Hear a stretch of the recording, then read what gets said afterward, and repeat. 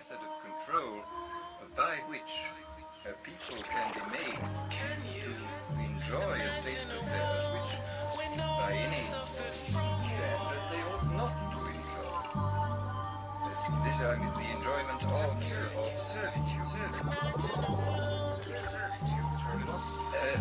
The scientific dictatorships of the future, and I think they're going to be dictatorships in many. You're gonna have to turn your television off if you really wanna know what's going on. But it ever pleases, the great harlot has become drunk with the blood of the martyrs of Jesus. Burnt offerings got you altering your thesis. Trauma-based mind control, keep you chasing golden fleeces. Don't let them snatch you out your wagon. To escape, you'll need a chariot drawn by fire-breathing dragons. To see the big picture, you simply must imagine the horror of Babylon and the Miss America pageant. Smirking at you fervently, with a certainty, giggling at the goyim, secretly calling them serpent seed.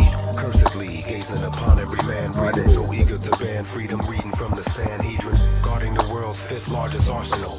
400 warheads unofficially, you can't see them. Hell-bent to conquer a land that's stolen. They created a monster, now they can't control them. They go them.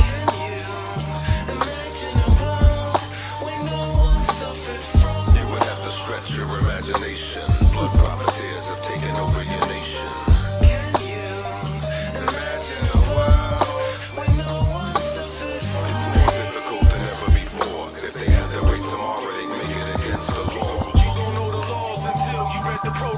Manufactured a golem, but first the Holocaust. A 16th century mystic, know the cause. Kabbalistic as Isaac, savage from the Zohar. A savage who likes the bullshit on Sabbath. In it with witches, just to worship the planet Saturn. Talmudic euthanizer, shoot the two-timer. A Rothschild shielded, name change, new attire. Judeans conspiracy through the fire. Luke don't bite his tongue, he puts it through the wire. Literally atomic bite like Dracula. Finance from Kimberly diamond mines in Africa.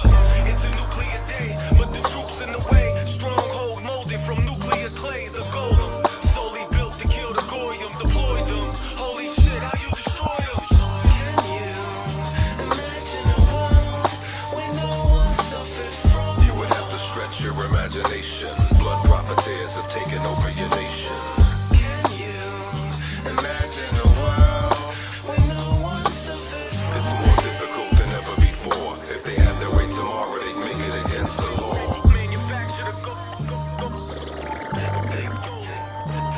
Take the dust and make it into a shapeless husk. Sculpt the form with a naked bust and bake the crust. Now they must place trust into the sacred figurine. With rigor they can rig a scene, they dominate the big machine. Disguising blatant lust for war as prophecy, but the prophets that guide them all are what they coffee see. Hypocrisy, stopping the peace rally and claim to offer peace. Then ride the golem beast into the belly of the office feast. Aim shots at doctor, priest and politician, to replace deceased or on a mission. Above the law, beyond protest, behind a statuette. The world held hostage, no escape, a blind attack or threat. Exploiting states of fear to stage a crisis. They're the child of Al Amun Ra and Lady Isis. Decipher red heifer, now the clue is near. It won't get better, it's new and clear, it's nuclear. Smothered in corruption and professional denialism. Enemy of the free world.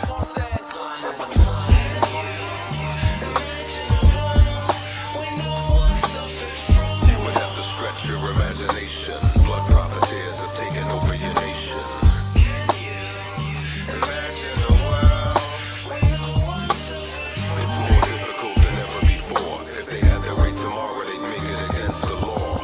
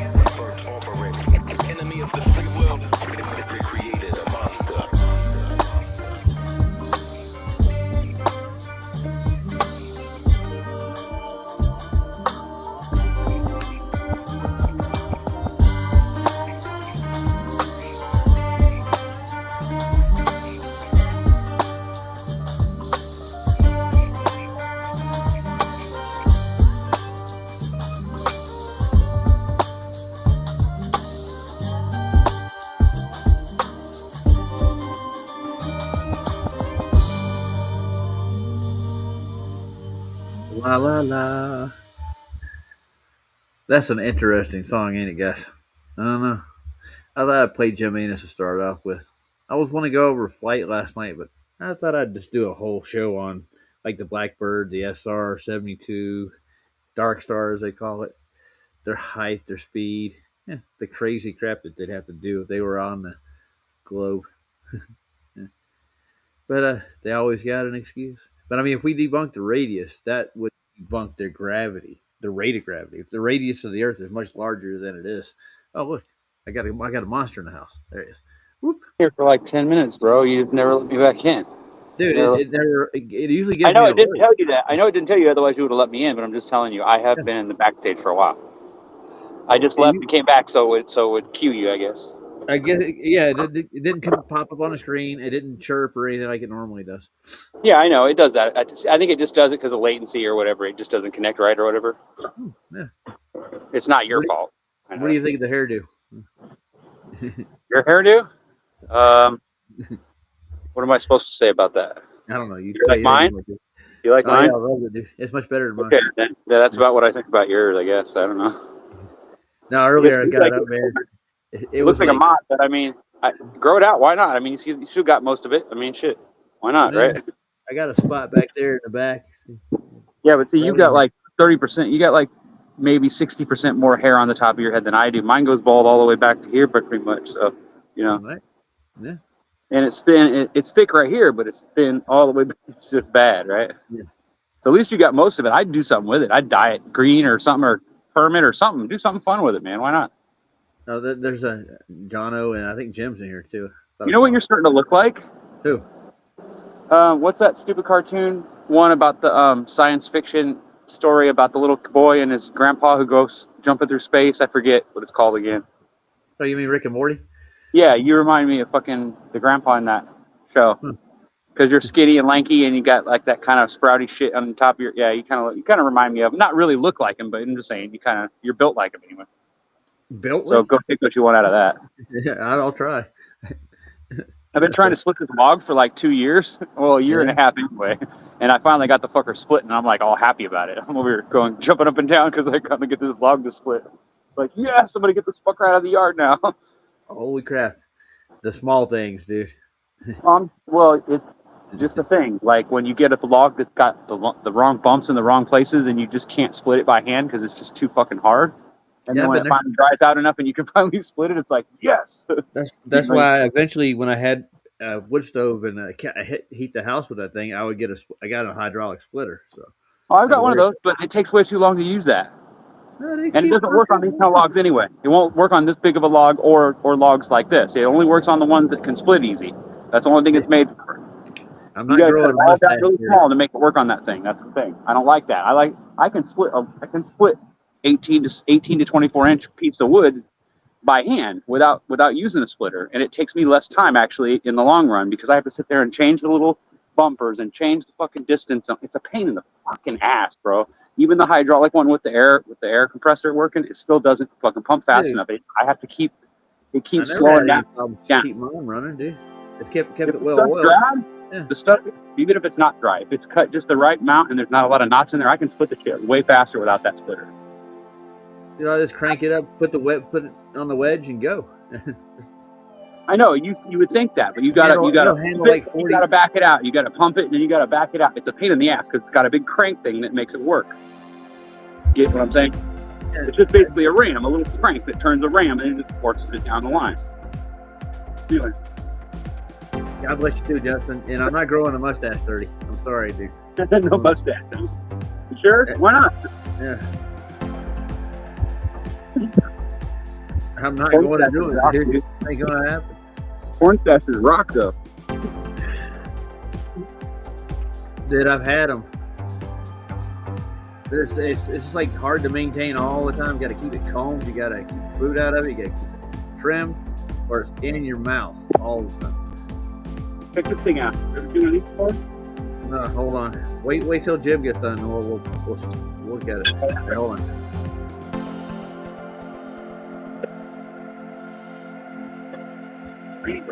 He'll be done in a second. What are you showing me anyway? Huh? What are you trying to show me? Here, just I'll pause this here. Show me what you got to show me. I gotta maximize you. It's a big fucker. That's what I call Oh it. yeah, I've had those. Yeah, The fucker. I call this a fucker because it ain't a fucker, you dude. can fuck somebody really bad with it. And it's really fucking loud. My neighbor hates it, doesn't he? Are you hollering at your neighbor? Holy I shit! would hate to put my ear through that hole right there. There's Yeah. a hole right there. If you were I to know put it your ear right to that hole and I were to slam this thing down, it would literally blow your eardrum right through your brain, right out the other side.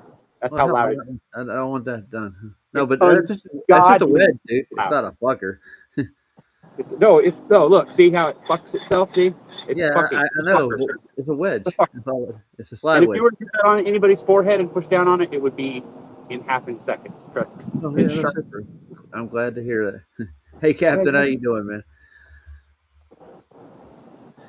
It'll go through like big ass fucking log. It'll go right straight down through it, like you wouldn't believe. I couldn't believe how well it worked. I was like, holy shit! You can do this by hand faster than that fucking big ass thing can. Yes, you can. Yeah, It you had a know bigger what I ram got on outside? it. If it had a bigger ram, I could go right down through some big ass shit too. Hmm. It's not heavy. I got about 4 inches of snow outside now. Do you really? Yeah, I've Yeah. heard everybody's been talking about it. It's been cold here and it's been raining, but it hasn't snowed, thank God. It never does in this area though, thank God. That's why I moved out here. Nah, Is that why you moved out there? That's the only no, reason you not moved out. really. I got drug out here by my mother, is what I got. Mama said come and you went. All right, I'm getting you off screen. People get tired of looking at you. You want to watch me fuck something else?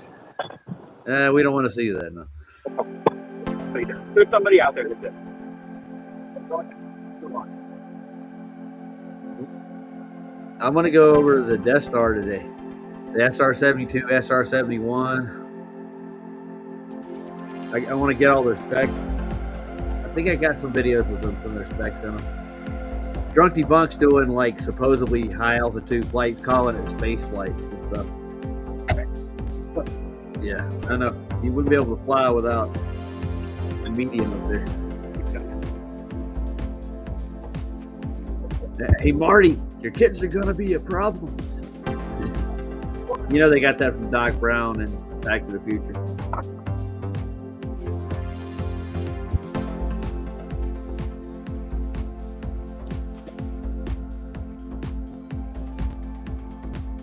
My question is, why do they need a specific gravity meter to actually do the real work with, compared to What meter? What meter? There's a specific gravity meter that only relates to the liquid or fluid mediums in the air that actually determines, gives you a better determination of gravity. We had a brand new bridge for sale, guys. So I think they just took relative density and they use that, and they just add the G in, just like we always say. What they do. So this is what they're supposedly measuring to when they're going into these SR-72 flights and stuff. Everything's measured to gravity. It's kind of lumpy looking if you want to ask the truth. Hey Mac, how you doing, dude? Shanking the globe lately? Yes, it's very stationary. Never been proven to be moving. We only observe the motions of the heavens. It's the only thing we can observe.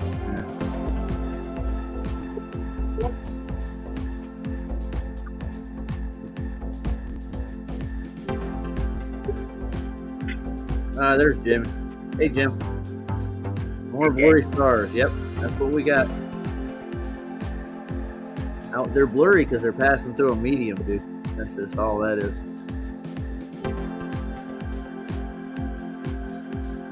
At the end of the day, you see all the results of the actual star's location, all the stuff that passes through to get to you. And that was the way it was made. This is what you see in the sky. I still want to look through Lucifer. I don't think they released any of that stuff. Maybe I'll type that in and see if I can find any binocular telescope work from Lucifer. Oh yeah, Shane and Alan are doing real good work, dude. I'm sure you've been over in the Discord, or at least over on their channel watching the stuff, Mac. They just prove a lot of globe flings on the regular.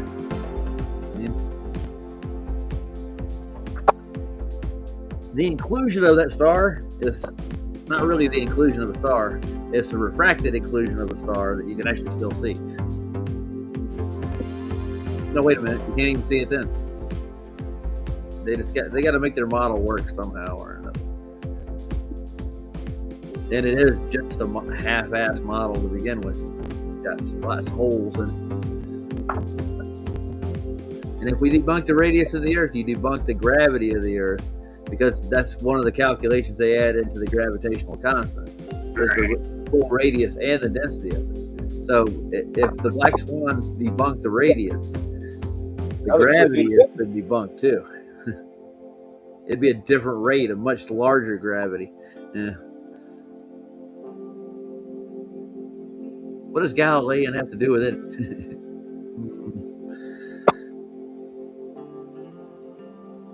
Well, Newton's gravitational constant is just a blanket statement in itself.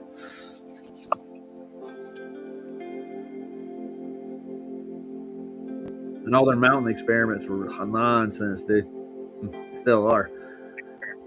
Yeah. The gravimeters.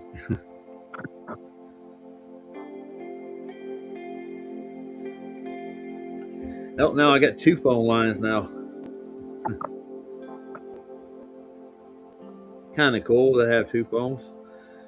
Nobody has this number for this other phone. Oh, that guy, yeah. I told you about the guy that's going sailing. You want to get up?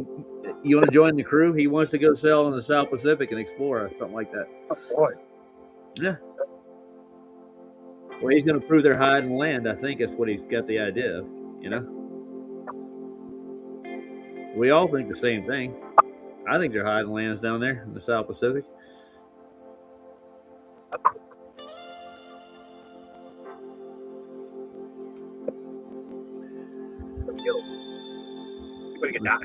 Let's grab his link.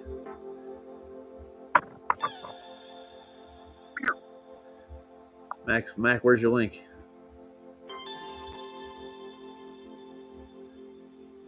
Looks like Caveman put some more links in too.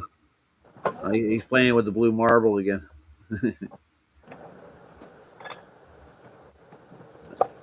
I see the link.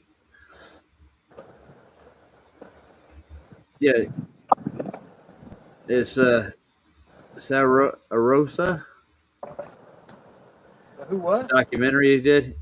Captain Gun 82. John Thor put the video out. That looks cool. We'll take a look at that next. Yeah.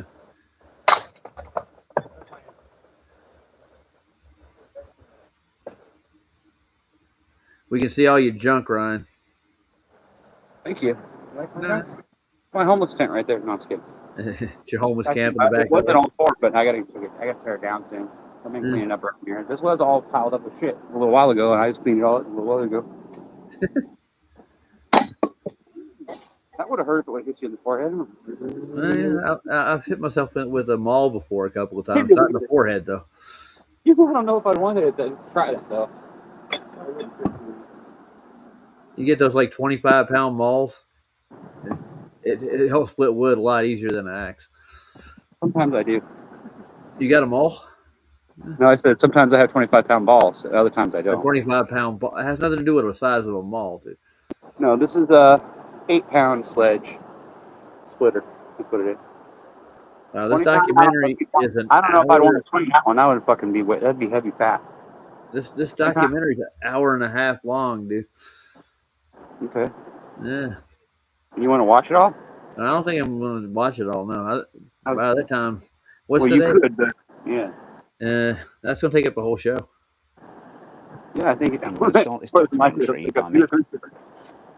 I'm not going to take the whole show up with it. It's a mind-blowing documentary by Captain Gunn. A few claims that I'll back up with undeniable evidence. Oh, this is what I've located lands that have been hidden from us. Multiple massive land masses that are beyond our known world. Fully charted and I have the means to set sail in multiple vessels that I own once I've secured crews, including a second captain. Let me show you what no one else is capable of. If watched in full context, what I've got to show you will blow your mind repeatedly, including that the hidden lands that surround us are fully built out with old world architecture and infrastructure, just like how we see all around us. That the flat earth model is purposely incorrect and designed to deceive you. There is no ice wall, and I'll prove it. Everything you think you know about Tartaria is wrong. I figured out the entirety of the last great reset of humanity worldwide, and it only ended in 1860. Undeniably proven and fully explaining the mud flood aftermath. Australia and its natives are not what you think they are, and that our entire recent timeline has been fabricated. After decades of personal research down the rabbit hole, dividing truth from sheer conspiracy and fantasy, following a spiritual path that's been guided, I've took all the relevant individual research subjects and I've pieced them together. Not just put subjects. How you doing, sir? What's up, Roger? No. I was thinking about doing flight last time. I wanted to pull up the SR-71 and the Death Star. Yeah. Yeah, those things are. I don't think they got the Death Star put together yet. They say they have. Death Star, yeah. The SR-72. It's called the Death Star. Death Star. Death Star. No, I'm just kidding. Dude, if we were flying on a globe in that thing, the speeds they say it is a Death Star. Yeah. You'd have to turn right constantly. You'd be able to go straight for a short period, but I don't think those things are made strong enough to take insane. They're more something to fly level and keep it at that speed and not do well. I think one of them crashed. Yeah. I think I saw a video a long time ago, one of them that had like a little mini plane attached to the back of it. And what they were going to do was to bring that thing up, then deep. I can find the video. I remember it. It's an old one though. It's an old video. Yeah. I'm not going to watch that whole. I've already seen this documentary. Guys, if you want to watch the documentary, guys, go watch it. Yeah, throw the link in the chat. Mad Mac already did. So hold on. One of them crashed and killed a few people. The Blackbird. I would not doubt it at all. They had one where they were like, it had a little pod that came off the back of it, like a little mini plane. Oh, I know what you're talking about. Yeah. Yeah, the thing went up and it got into the wash from the front of the plane, and it went up and then it dunked right down. It just got sucked right into the back of it, crashed. And I think one of the guys died in the air and some guy died of dead. I think that one of the guys drowned or something. When one of them something happened. I forget what it was. I know we're watching Ryan's back end. He's got it. Yeah, what the hell's he doing? That's it. That would tear the living shit out of it. That speed, the wash would be incredible, man. Wouldn't it? Well, that void it creates as it goes along. Once you hit the surrounding air, it's going to pop. Well, I mean, if you've ever been on a motorcycle. Oh yeah, I know what you're talking about. You're going pretty good, and somebody fucking whistles by you. You feel it. You're getting the push as it goes by you, so it pushes you out. Then as that thing goes by you, you're automatically correcting for the air that's pushing by you. So you're automatically correcting it, which means you just try to sit yourself up, and then as it goes by you, it then leans over to the left real hard. If it was passing you on the left. That vacuum sucks into it. D-man, where'd he go? Ooh, no. He was in mid-sentence, too.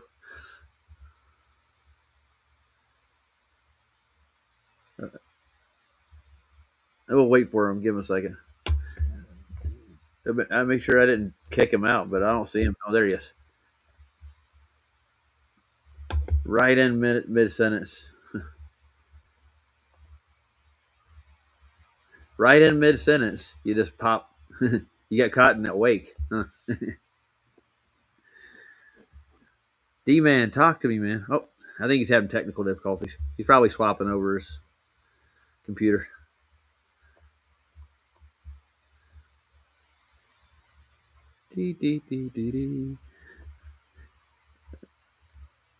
What is a dirty ketchup talking about slipping on a Twinkie? It's not as slippery as a banana, though. Yeah, but they actually have banana flavor too. You know that, right? They put banana flavor in a Twinkie. That's It's great. supposed to be banana flavored, I think. I don't think so. I think they have banana flavored ones, but I don't think they are. They're just vanilla. I think they do. But nice try though, Roger. Nice try to you're trying to create some more Mandela effects. I know. No. It's already a Mandela effect. You didn't know that? No, it's not. Come on. Yeah, it is. Not such a thing as a fucking Mandela effect. Yeah, well, they call them Mandela effects, so we got to go with it. Call it what you want. Just because some dumbass in the newspaper misspelled it doesn't mean it changed. No, D-Man's back again. All right. I'm just saying, like, come on. It might affect. D-Man, you ever heard of the banana Twinkie? Oh yeah.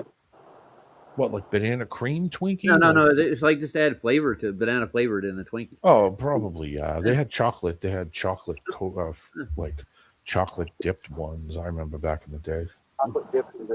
And now I got something to ask Siri. Hold on. And here you go. Huh? I mean, it's pure poison. Oh yeah, it's all sugar, man. Sugar and corn syrup and saturated fat and seed oils and all kinds of other shit. Yeah, but it tastes damn good, doesn't it? Yeah. Do you guys know what the half-life of a Twinkie is? Oh, it's probably longer than me and you. It's like 75 years or some stupid shit, bro. Well, dude, it won't taste the same, but it'll look exactly the same as when it was first made. Yeah. After like 75 years. If there's ever like an apocalyptic event, just stock up on Twinkies. Not saying it would taste good, but yeah, I guess you could survive. Lots of calories in that stuff, bitch. What'd you stick it there, D-Man, in the back? Oh, that's that SR-71 crash video. I found it. Oh, cool. That's the one that has the little plane that comes off of it. You can see as it comes up and gets into the wash from the void it's creating, and as it goes up, as soon as it hits like just out of that void, it dumps right down into it. It's like, yep. Dude, I was looking up gravity meters last night, D-Man. Yeah, I saw that. Oh, God almighty. They think that's a measurement to something. I have no idea why. Gravity meter. Yeah. The one that actually uses refraction, that was like $75 for that meter, dude. The refraction is the gravity. It's the refractive gravity meter. All we need is parallax to add to it, and it'll be. I looked up a lot of info on the SR-71. They said that the operating ceiling on that it's right around 100K. Ooh, wow! It's 100,000, but I mean, at the speed they're going 100 at 100,000 feet and going that fast. Yeah. The what was it? What's the drop rate at certain speed? I heard. What's the drop rate at their speed, man? It's got to be like centimeters. You have to go down. You'd have to declinate to elevation to keep it over a ball at that speed. You can't steer when you're going that fast. You have to go in a straight line. You didn't know that? Yeah, if I know that. If you change direction at all, you'll tear the plane in half. Yeah, but I mean, the lift effect it works horizontally. It doesn't work with the curve. So, it could work with the curve, but yeah, we all know it doesn't need to. Well, it's never in the data. They don't. They just said it compensates. I'm just saying, a plane could fly over a curved surface. They fly over mountains, don't they? I mean, it's ridiculous to say that they couldn't, right? I don't think topography has anything to do with it. Well, it should though. Like when you're above the Earth, if you were really in a space station above the Earth, why wouldn't you see the mountains? Yeah. Why wouldn't you see the detail of the three dimensions of the Earth? You know why? Because we all know when you get a certain height above the Earth, everything just turns like to a gray color. It doesn't look like anything. It doesn't have any color. Well, do you understand so how far away from it? It just refracts all the light in different color codes, and you can't tell what it is. Well, no, like they're flying level, but I mean the whole point of the story is you understand that it doesn't drop in elevation. No, but what I'm saying though is that if you were able to watch a person standing on the ground as you flew away completely, and they were able to keep up with the plane, so you could see what they look like from the ground, you just watch them get smaller and smaller until you couldn't see them anymore. Yeah, it's called and perspective. You get to where you can't see even houses anymore because you fly over shitloads of them and you never see any of them. It's because you get too far up, you can't see them. Light doesn't travel like you think it does. You know what I'm saying? And when any guy who's in an airplane or has flown an airplane a few times knows that. things just get, they get a certain distance, about 32,000 feet, everything gets so far away, you can't tell what it is. You can't tell what's a city and what's not, really, most of the time, unless it's a really big city and it's in the middle of the desert somewhere, like, Nevada's that way. But I mean, there's whole areas of the Midwest that you don't see nothing but just looks like trees. You know what I mean? Until you get low to the ground, then you're like, oh shit, there are houses down there. You know what I mean? Yeah. D-Man, how come your avatar in the back is different than the avatar out here? I have no. Well, because I can't tell different. Because when you use a phone and you use your computer, it'll give you a different. It's different. It gives you a different. Yeah. Even though it's the same account. I don't know why it keeps cutting me off. It separates. I might have probably to. the restream. Yeah, I don't know why it keeps cutting me off, and there's no reason why. Yeah, I don't know why neither. Last night it did it for a little while. I think it was the internet connection last night. It was sucky. Yes, that's all it is. Yeah, but with the same idea of turning would be the same idea with curvature. Dude. Yeah, you'd have At to that follow speed, it. You would have to follow that hard. But they say the gyro supposedly adjusts for a curvature. Yeah, it doesn't. I mean, unless there's tons more space, they could do a really just a slight curve and just go around. Yeah, I mean, but they would have to still actually arc for it. I guess they think the rate that they fall, that's what they do. But you have to maintain the speed to maintain lift and keep the horizon there. Yeah. It's just a claim that gyros follow gravity. It doesn't. It's said gravity. Yeah.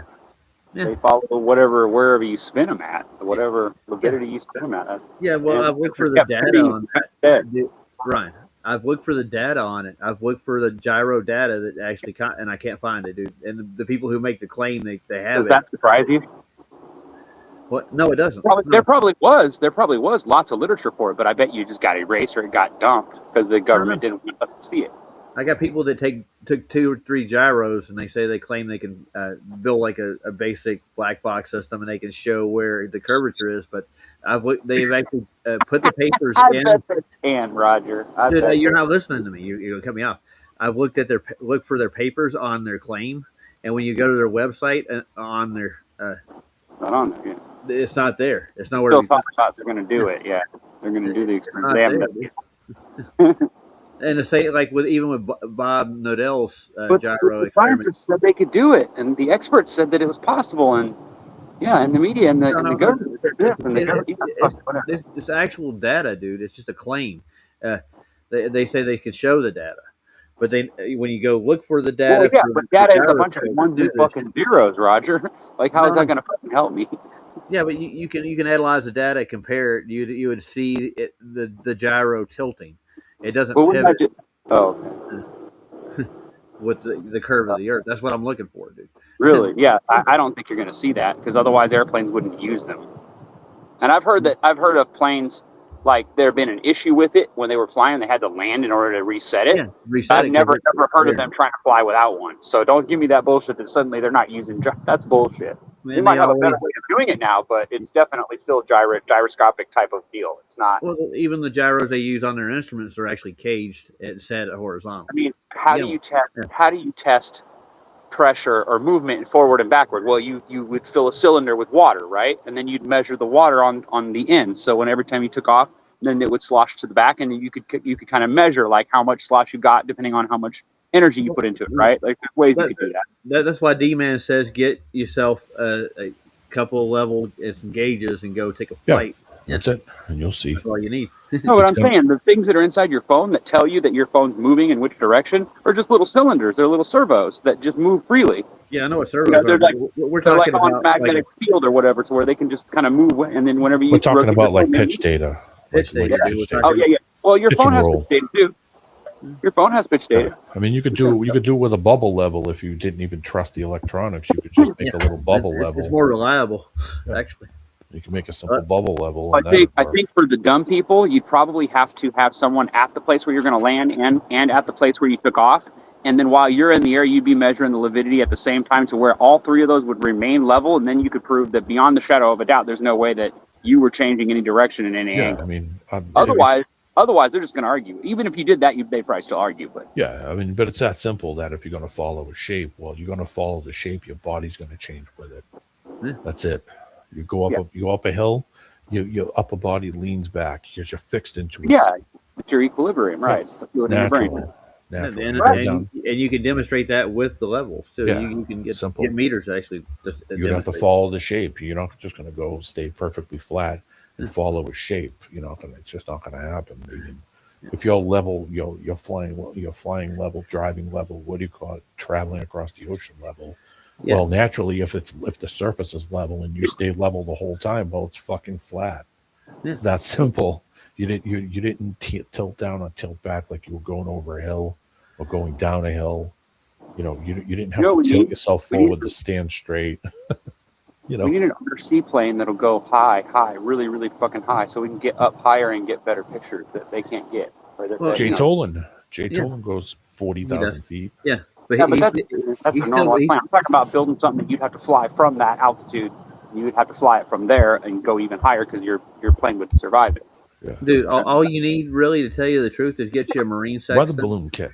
Yeah. Isn't there like an altitude where your plane won't fly anymore, where it'll start to like lose altitude? I've heard that exists. I don't know if it's true or not, but I've heard it. Do you know how a marine sextant works? Yeah, it's basically a weighted ball inside of. It has a bubble level in it, dude. Well, yeah, of course it does. But Yeah, I'm saying it's basically a weighted piece that's in there so that it keeps it upright at all times, no matter which direction the boat goes. It stays straight up, so that way the actual compass works. That way, tells you the degrees. Yeah. Otherwise, it wouldn't work because you have to keep it perfectly level. So otherwise, that's what they call that a 3D level or whatever you want to call it. It's still, you can call it a compass if you want, but My it's boss Brian we would set 400 traps in the ocean, right? 5 miles out, send 400 traps out there. That's literally what we pull a day. 200 in, 200 out, rebait every day, right? He would, you know how he would find them? He would write down the position from the compass. Draw a line, right? And he would write them down in a notebook, and that's how he knew where they were. Okay, with no electronics at all. He could pinpoint exactly where he set every one of those 400 sets, and we would go out there with no electronics whatsoever. And he, I thought basically the little buoys basically is what you follow, right? You just learn to find them. Yeah, he had his buoy, but he would write the position down just by looking. Yeah, I watched the show. I don't know if you know that. Well, you watched the show. Well, I'm just saying that's the only way I know about it because I've never been fished like that. But if you have, that's awesome, dude. That's crazy work. The last year that we were there, they by law made everybody switch over to that electronic. What was it, Lowrance or whatever that system? Yeah, they were using. yeah, right.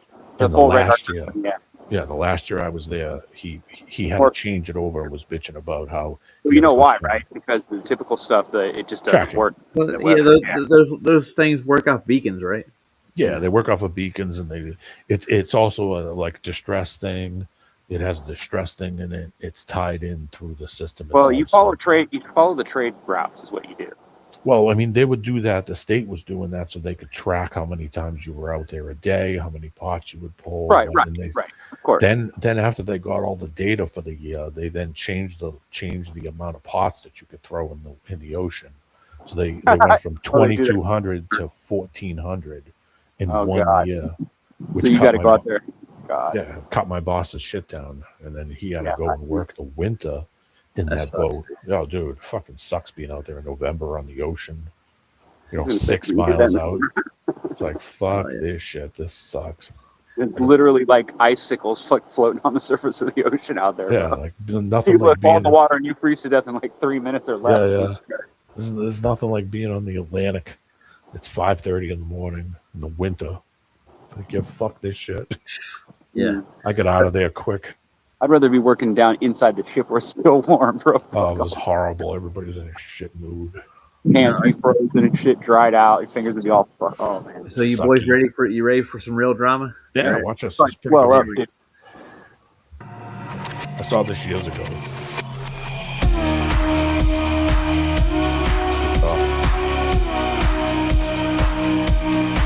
Just press the speaker and it'll mute it. Take it down. You don't I need don't think it's copyrighted though. Is it about to hit the dome? Watch now. It hits the wash. It hits the wash. Watch it. As soon as it gets out behind the yeah. It's in the void right there, and then as it comes up, you'll see it nose out. Looks fake as shit. It's like, oh shit, it's in the wash. You got to think about the camera they had to hang on. The afterburner or what? Or was that the plane that just went bye-bye? That's the afterburner. You know what? It was. Okay. It's a little plane they're launching off the back of it. Watch. Oh yeah, I understand that. That's the way they ought to launch their space shuttle, but they don't. Imagine trying to film that, dude. How hard that would be. Oh, what? Oh, it's disintegrating. See ya. Yep. Hope you got out of there. I don't know, dude. Nope. At speed? No, they didn't. Makes me wonder how many men have given their lives that NASA never even mentioned their names. Right. You know what I mean? Fuck, dude. There's probably hundreds of thousands of people just fucking laying out in the desert somewhere. The Soviets had so many people get there when they were trying to set stuff up, manned rockets and stuff in the early days. That shit was blowing up every week. Yeah, D, I'm gonna turn you up. You're low, dude. I'm low. All right. You know, I heard that they had radio controlled stuff back then too, but I don't know if it's true. I mean, if we had cell phones that worked in the 20s, then why wouldn't we have it in the war? I mean, come on. Here, I'll fix the auto gain control. Not saying that they had enough towers to actually make it work. Right. The system worked, you know what I'm saying? They just would have to fly out. I mean, they just fly planes out there to get the distances, right? They keep the plane in that area, and then they can use it to communicate, right? Isn't that how comms work in the military? Mm-hmm. Yeah. You go from plane to plane to plane to plane, you bounce it off. That's how you keep communications when you're out in the nowhere. Were they dropping those so-called rocket planes off the bottom of? You want to talk about buoys that they leave in the air? They're little helium balloons. They just pop out all over the place. I'm talking about when they test out those semi-rocket jets that they were like AJ Foyt and other test pilots were dropping. Yeah. The ones they were towing, yeah. At high altitude, yeah. How's that? Is that like better? That's what's funny when they're testing those planes, you can tell those planes are real because they actually test them, right? But you notice that you never see any testing on any of the space shuttle stuff, even though they claim that they're leaving the universe. You know, they're going out into space with it, right? Whatever. No, the first one I want to the next one I'll get is the Dark Star. They made a documentary about it. I think it's mostly fiction. Grateful Dead had a song called Dark Star. Yeah, imagine they did. The Grateful Dead's got a song about everything, don't they? Yeah, they kind of do, don't they? It's a good point. Look at this thing. I think this is like a clip from the Maverick. You guys watch that? Yeah, that movie. Yeah. He does like an impossible mission. I don't understand why you'd have square, no airlines. It's because of radar. That's why. Yeah, it has to do with radar. But that's the only thing. That's the only way I could explain it. I really don't know exactly how it works. I just know that that's what they say.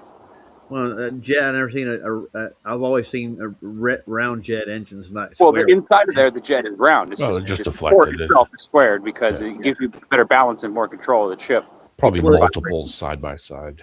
Then you don't get that shimmy where one's spinning different than the other, and it shifts because it rotates the plane and it can fucking break it in half when you're going that fast.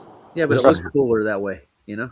Real quick, have you ever flown a foam plane and like pushed it too far, or like threw it really, really hard, or the wind hit it and it just broke in half? That's what happens to planes. That's what happens. Exactly the how it works. SR-71's official ceiling is listed at 85,000 feet.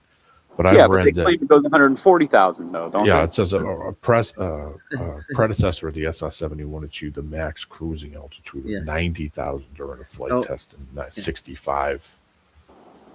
We're I can't imagine 3 times the height that you fly in an airplane. I mean, I've been in an airplane plenty of times, and I can't imagine being 3 times that height. That's just insane. Like, you know what I mean? Like, gentlemen, hold on. We're graced with the presence of a great debater. You know who's here?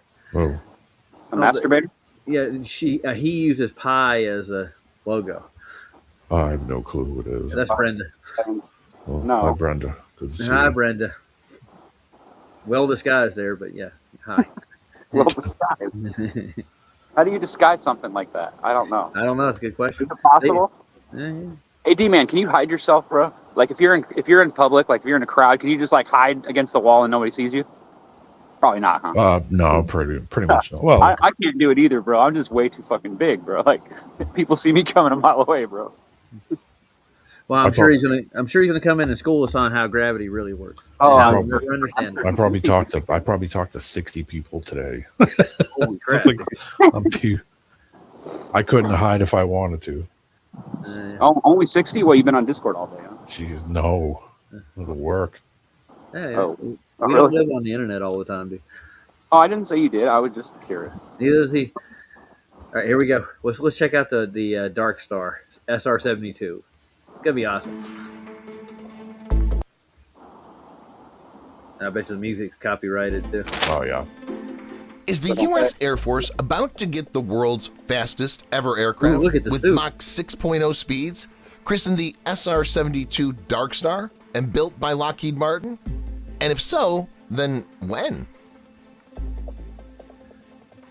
It's challenging to provide authentic answers, even though the U.S. Air Force has been on record as saying that it's tested potential future It's not true. generations of combat aircraft No that shit. could see light in 2030.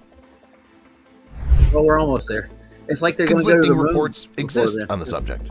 While some point out the program's unavoidable delays, others say that the SR-72 effort is making due Look at that progress thing, dude. and will be operational sooner rather than later.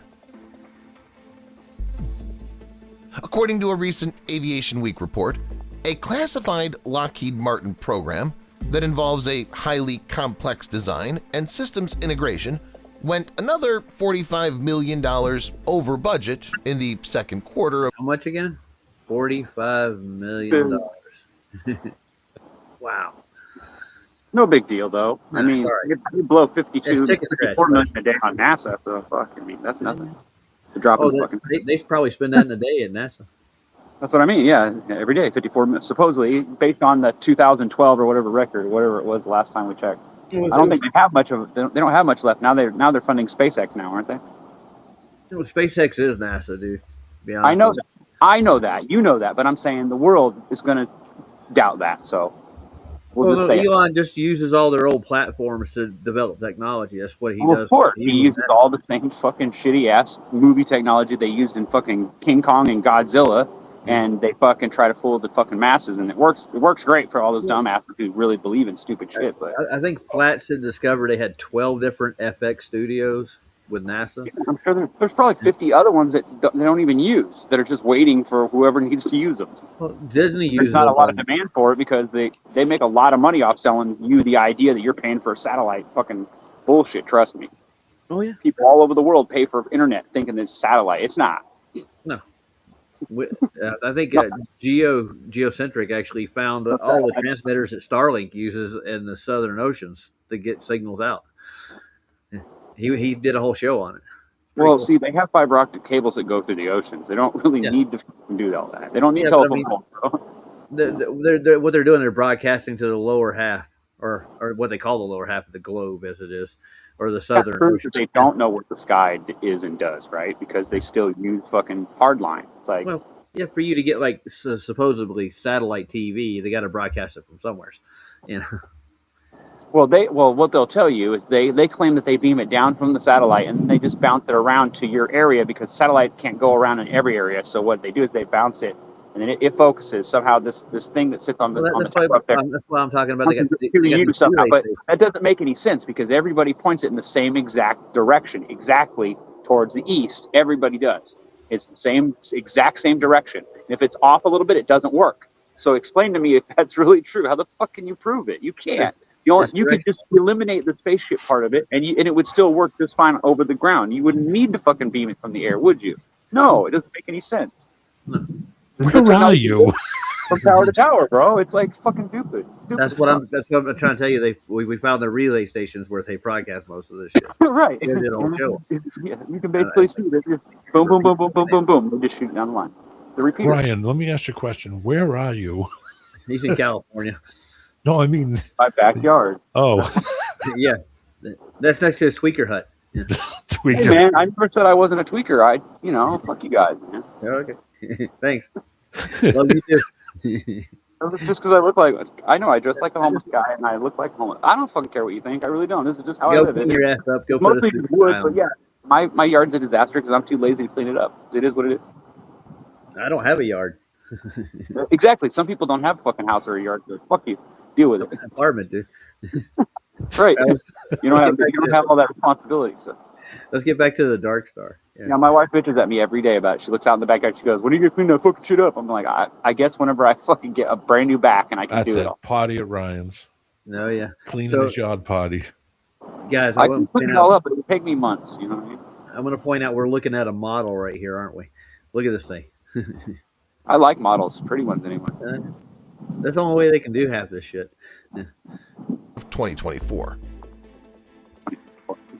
It's 2024. Lockheed's quarterly filing with the U.S. Securities and Exchange Commission puts the firm's total losses associated with this single shadowy program up to some $335 million since 2022. The filings went on to postulate that losses may continue to accrue as the company faces advanced procurement costs moving forward. I don't get the design though. What you see the front However, windows on Sandbox News, which claims to be covering the secretive development of SR-72, argues that in this modern era of bureaucratic oversight and extended design cycles, it seems unlikely that Lockheed Martin would have gone all in on fielding the SR-72 without some pretty conclusive evidence from the Air Force that it'd eventually step in and foot the bill. Right.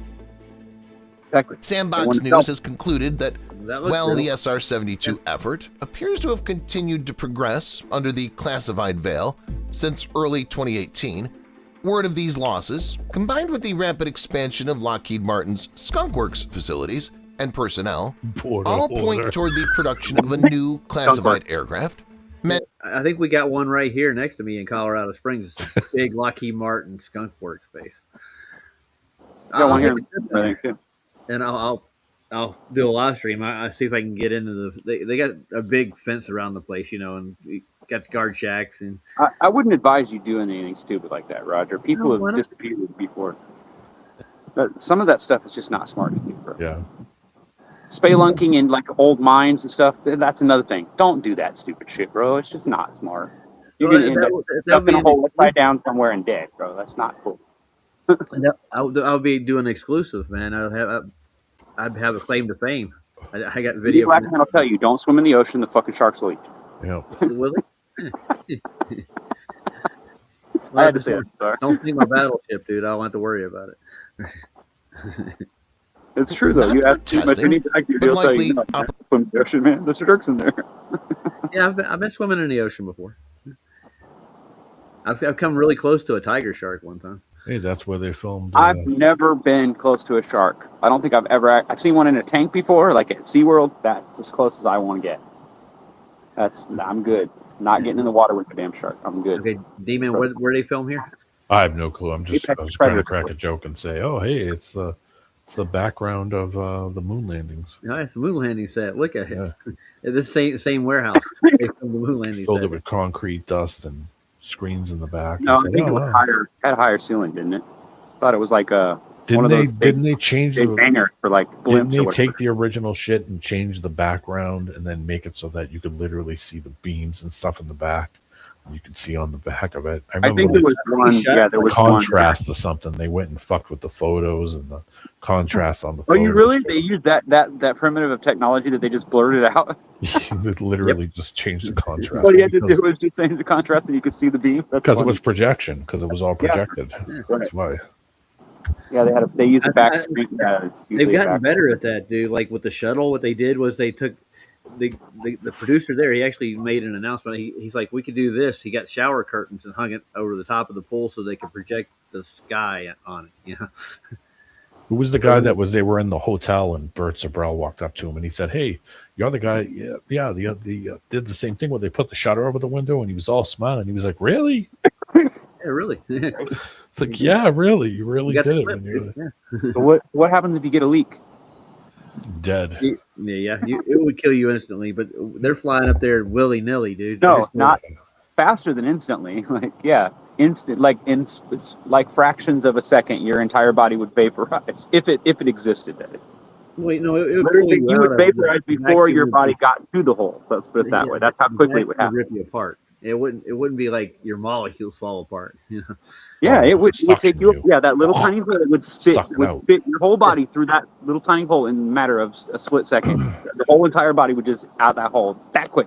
Boom, like an explosion. Yeah, we got a news clip from China that said that they had to shut down because they had a micrometeor puncture the Chinese space station, but we never found any. Yeah, I heard they plugged it up with duct tape in their finger. Yeah, right? Put a piece of gum in there. No problem. Yeah, just fucking gum. Yeah, I would like to see the panic on a space station if never mind, it's not going to happen. Anyways, I might have believed like, some kind of an industrial wax or clean or some kind of like, epoxy or something even, but Do you know how quick you would have to be to do it? Yeah.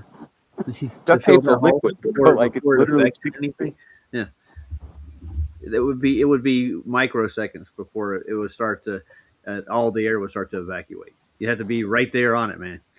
yeah, like I said, it would happen like like when a rocket takes off, a real rocket, not the fake ones, not the ones that go up and they rise like this, but I'm talking about the ones that just go and they're gone. Like as soon as you push the button, they fucking literally disappear into the sky with a little trail of smoke and they're gone. That's how quickly they move. Well, they want to keep the line and they're only doing 300 or 400 miles per hour or whatever airspeed is, whatever you call it, knots or whatever. But I can tell you, I've shot rockets off many different kinds with different stages and all that shit, and some of them got way the fuck up there, bro. And I'm being in Estes. very short amount of time, bro. Very short amount of time. You remember the Estes rocket a kits? motherfucking mile or two Yeah, before they hit the ground. The SD rockets, yeah, the ones you buy. Yeah. I got one in the garage right now, ready to go. I just need a one of those, the button to start it. The little thing, the electrical. Usually, you just need to use a 9-volt or a couple of 9 volts in series, but yeah, I got to put a new battery or a 12-volt battery that works. Just boom, you hit those wires, bam, it'll fucking light right up. I was wondering why we haven't heard from Brenda yet. The meeting closed. I don't think I care why we haven't. Yeah, I know. I think you only mention it because you like to get a rise out of it. No. I'm not getting a rise out of it. I want them to hop in there so I get them. Why? Yeah. Oh, you mean so you can stick them in there and you can't get out? Yeah. They can sit back there the whole show. They don't have to worry about typing in.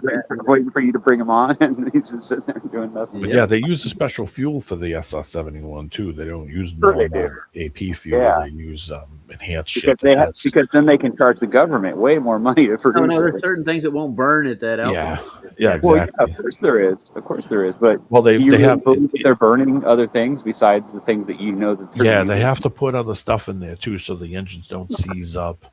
Yeah. Because of the temperature, they have to add I would assume that an engine that went high up would have to be fluid. Like it would have to be buried in oil somehow, and the air would have to flow through it some other way. Like in a smaller area than you would think. Well, there's no rockets in there. You wouldn't be able to keep bearing from shattering, right? The other myth is that people think that it has booster rockets. It doesn't. Well, how do you draw all the heat out of it? That's what I want to know. That's the biggest question about any kind of plane. When you're going over, I'm not saying they can go 1,000 miles per hour, but let's just say they can, because there's a land speed record that's almost 1,000, right? It goes faster than that. But it was on a track, though, right? 2,000 miles an hour. Yeah, it's like 2,000. Okay, but still, it caught on fire. It literally just the state of it going that quickly caused it to light on fire and combust. So you think about that. Yeah, that's what I'm saying. Is it doesn't. So how the fuck does the space shuttle do that and then come back and normal fuel? Doesn't use normal fuel. It uses a special mix fuel because of the problems that they have at high altitude because of the engine and the amount of power it makes. Yeah, it would burn itself up if the mixture was off even just a little bit at that. Well, yeah, I'm sure that's probably the truth. Yeah, because they have to use like really, really like high flash point metals or whatever you call that. We're talking about fuel, dude. That's what we're talking about. I know, but that's what I'm saying is each fuel will burn at different temperatures inside the engine. One will burn hotter in one part of the engine in others, you know what I'm saying? Like he's saying. So when you have with issues when you're at high altitudes with low oxygen and all that, you need to like compress more air, right? Well, so the engine would have to be larger and it would have to be more technical, right? Once you get it, same small ass motor that they use in all the other guns. Hold on. We got to answer. Holy Jesus! You ain't dealt with Ryan too much, have you? Oh God! I know you won't stop, dude. We're trying to explain something to you, Eddie. You're just gonna keep talking over him. It says turbine fuel low volatility JP7 is known as JP7. I looked this up a while ago. It's kerosene, bro.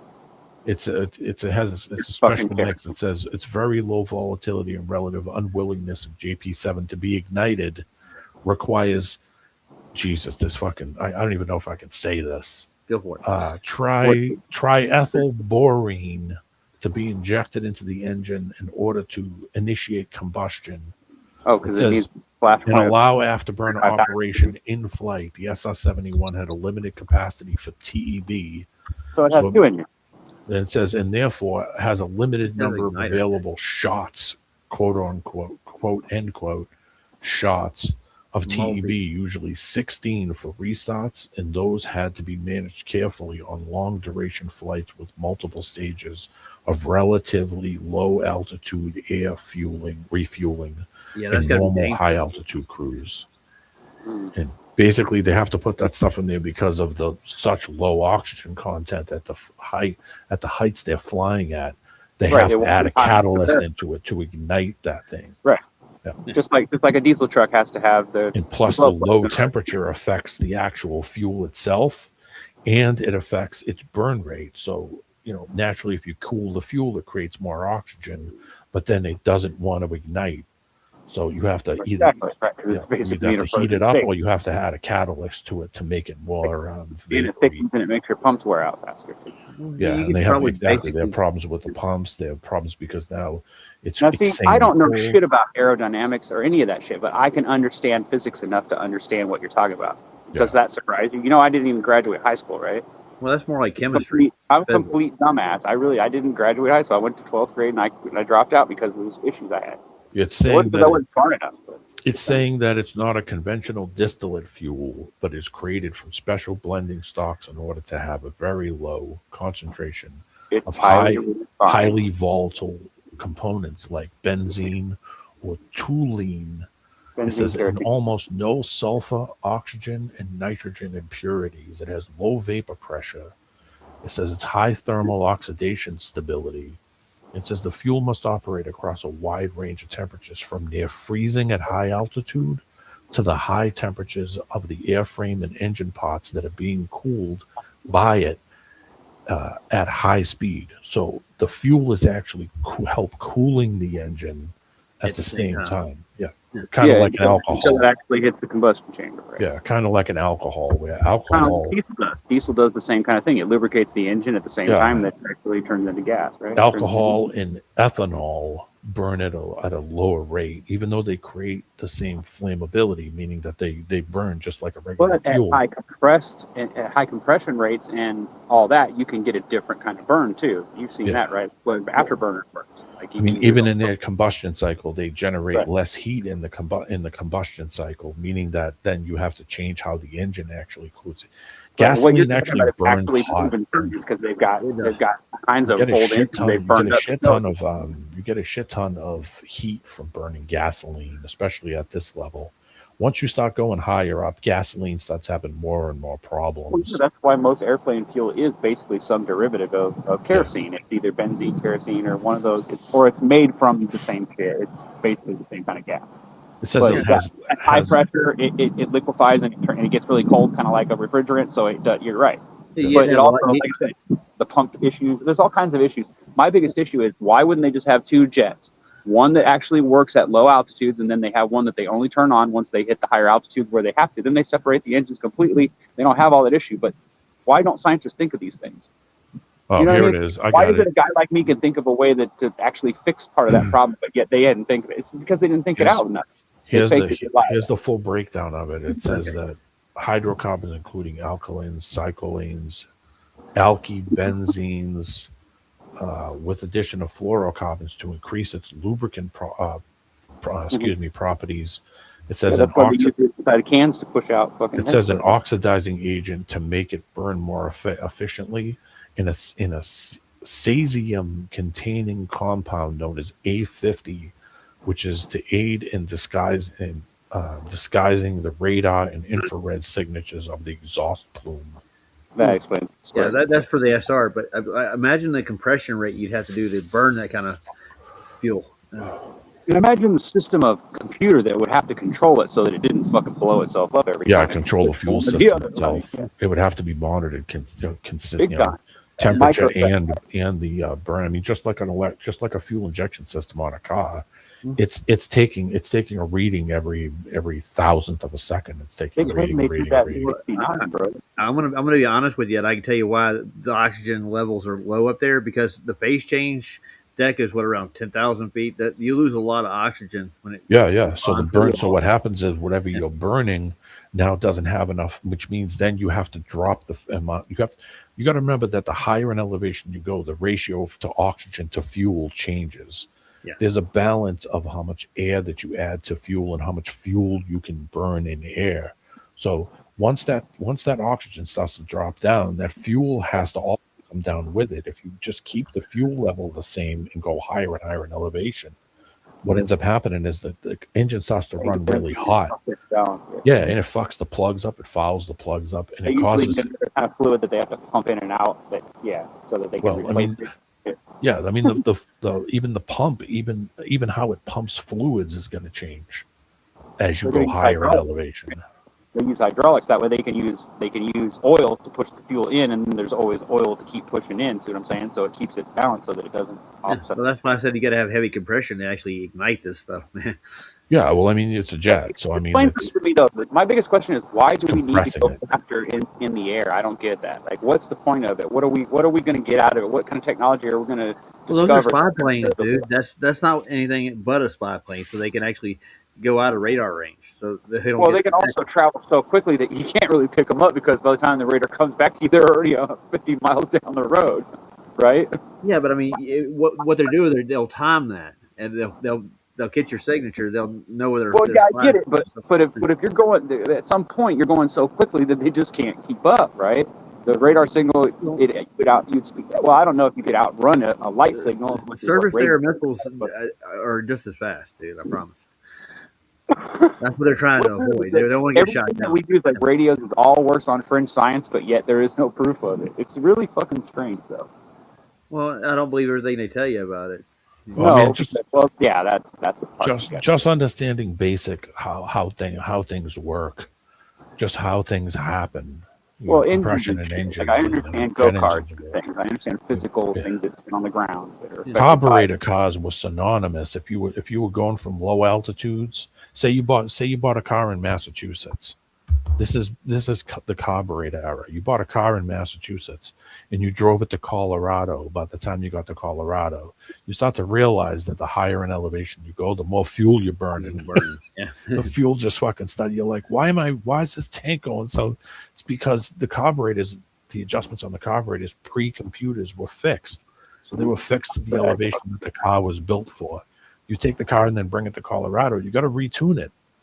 So you got to retune that carburetor in Colorado than if you were down on the beach in Massachusetts. It's a difference in the amount of oxygen. So if you're driving a truck over the mountains, you have to do the same thing. You have to stop and check the pressure because the pressure changes when you get high altitude. Yeah, it's not fucking with the car. It's running super. You're running it super rich, meaning that it doesn't have enough oxygen, but you're dumping a ton of the same fuel you were dumping into the engine at the sea level. It's no longer efficient. Yeah, exactly. Right. So, you higher elevation, you got to retune the carburetor for the higher elevation and lower oxygen. But I thought they had like I thought they used the EGR valve for that. That I thought the EGR valve controlled that. It keeps hot gases coming in from the exhaust in order to keep it warm, so that it keeps combustion rates at the right. They started putting in sensors into the exhaust system when the fuel injection system started. Right. So that they know what the oxygen levels are. Right. Yeah. Basically what it does is it takes a sniff of the exhaust air and then says, okay, it's running too lean, add more fuel, or hey, it's running too fat, pull the fuel back.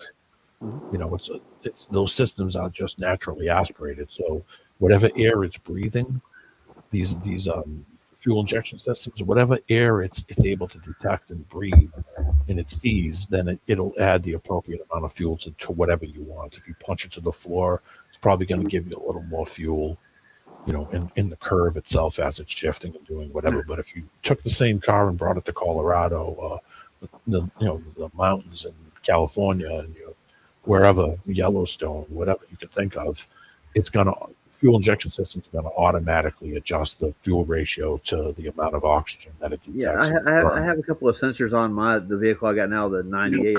Altitude as well. It adjusts for the altitude, the air pressure. Water flow, different temperatures at different altitudes. Yeah, there's all kinds of fun stuff. Plus, here's the problem also. There's also another problem with that, because if you took a car from Colorado, driving it in Colorado, and now you brought it to Massachusetts, well, it's going to run different because now you're lower in elevation, which means it's got more oxygen, which means that it's going to change how the car's going to drive. So, it fucks with the computer. It's going to actually be faster in Massachusetts than it will be at the top in Colorado. To be honest with you, I get better gas mileage here than I did in Tempe. It's Yeah, I don't know. Yeah, you will. It'll change when- depending. Yeah, altitude does affect it. Yeah, it's going to affect it because they're naturally aspirated cars. It's not like a boosted car where they could simply say, Well, yeah. okay, we'll just spool the turbo up quicker. Or The we'll rate just- at which it can actually rotate, there is a limit to it, right? Like the RPMs. So yeah, I guess there has to be. Yeah, the amount of pressure that can go into the engine at any one time is limited by the speed of the engine turning and the camshaft and all. Yeah, of course.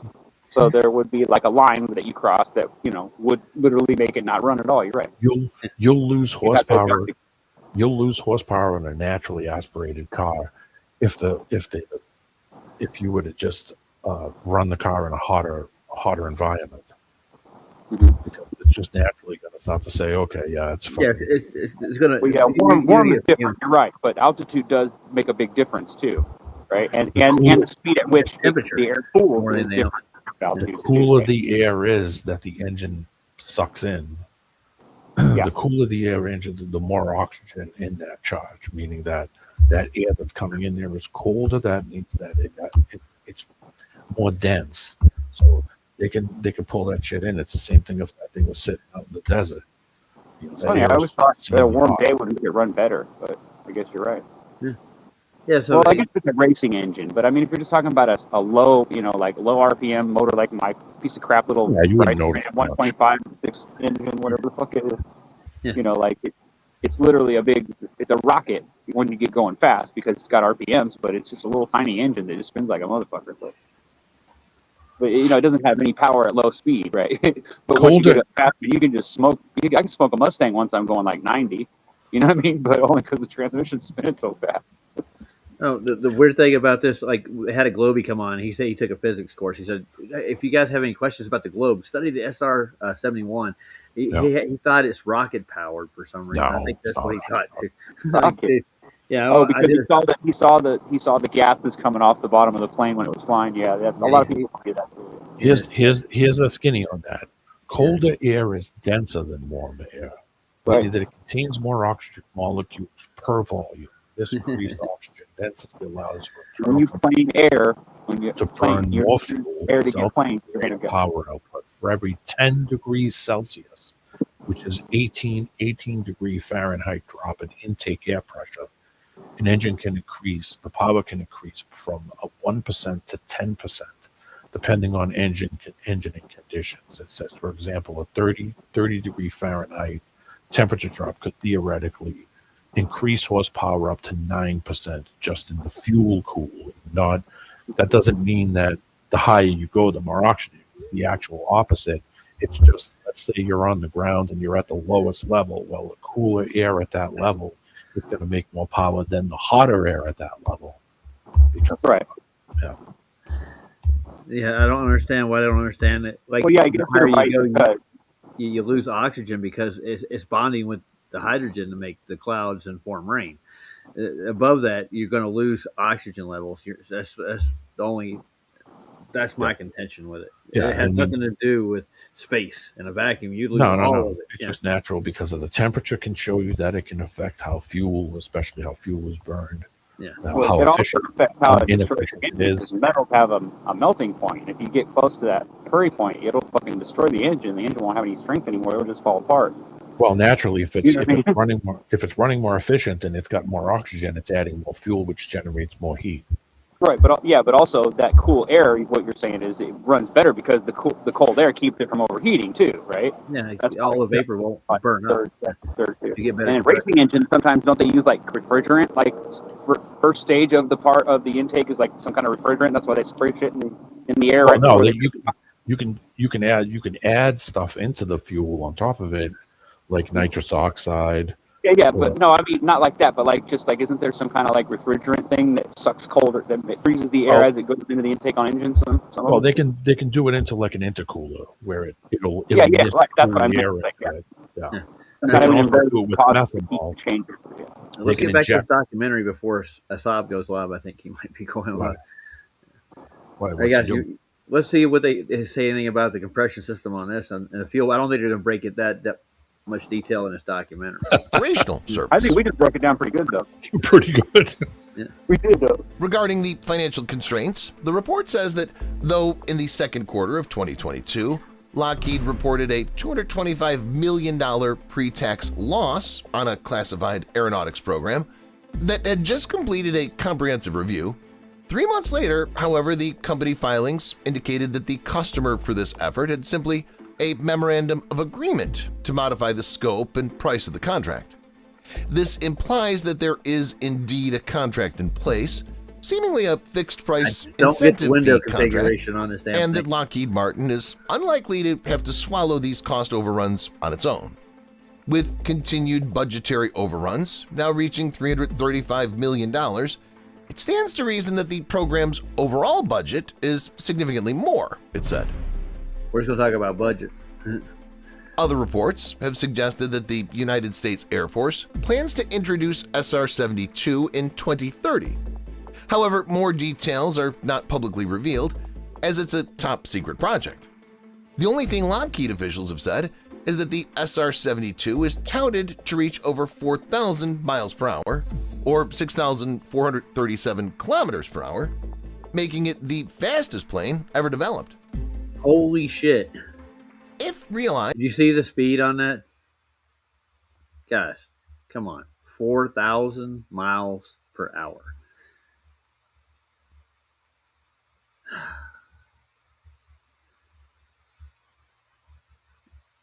And how fast does the space station go, according to what they say? 17,000 miles an hour.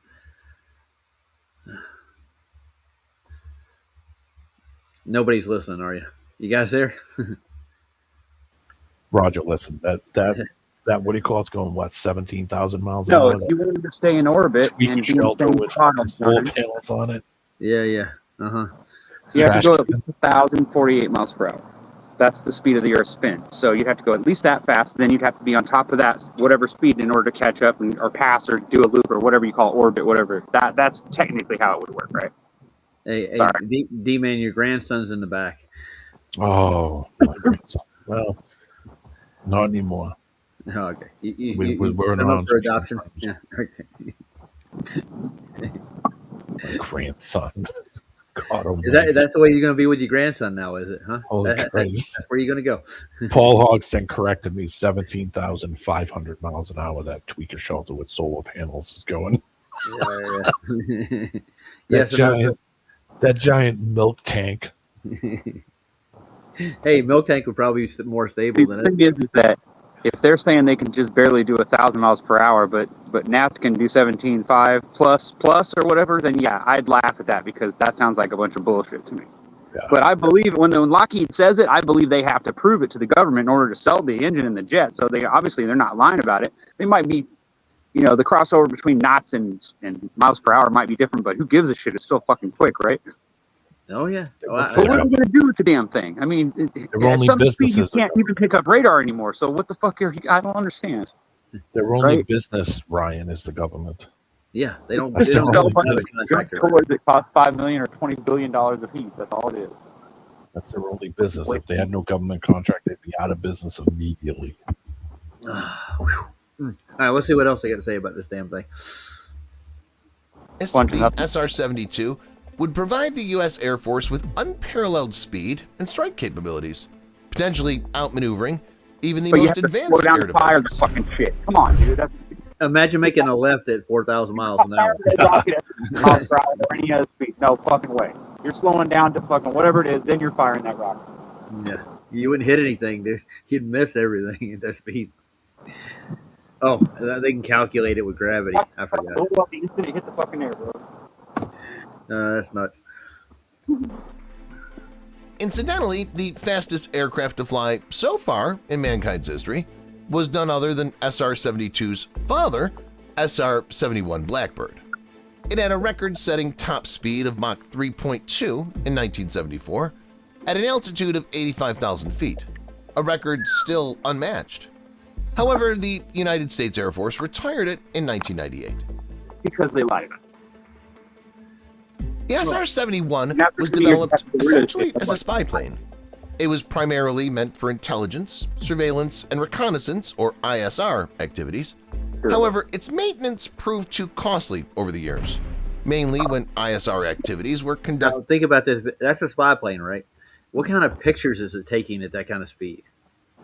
And what kind of shutter rate you need to get a picture?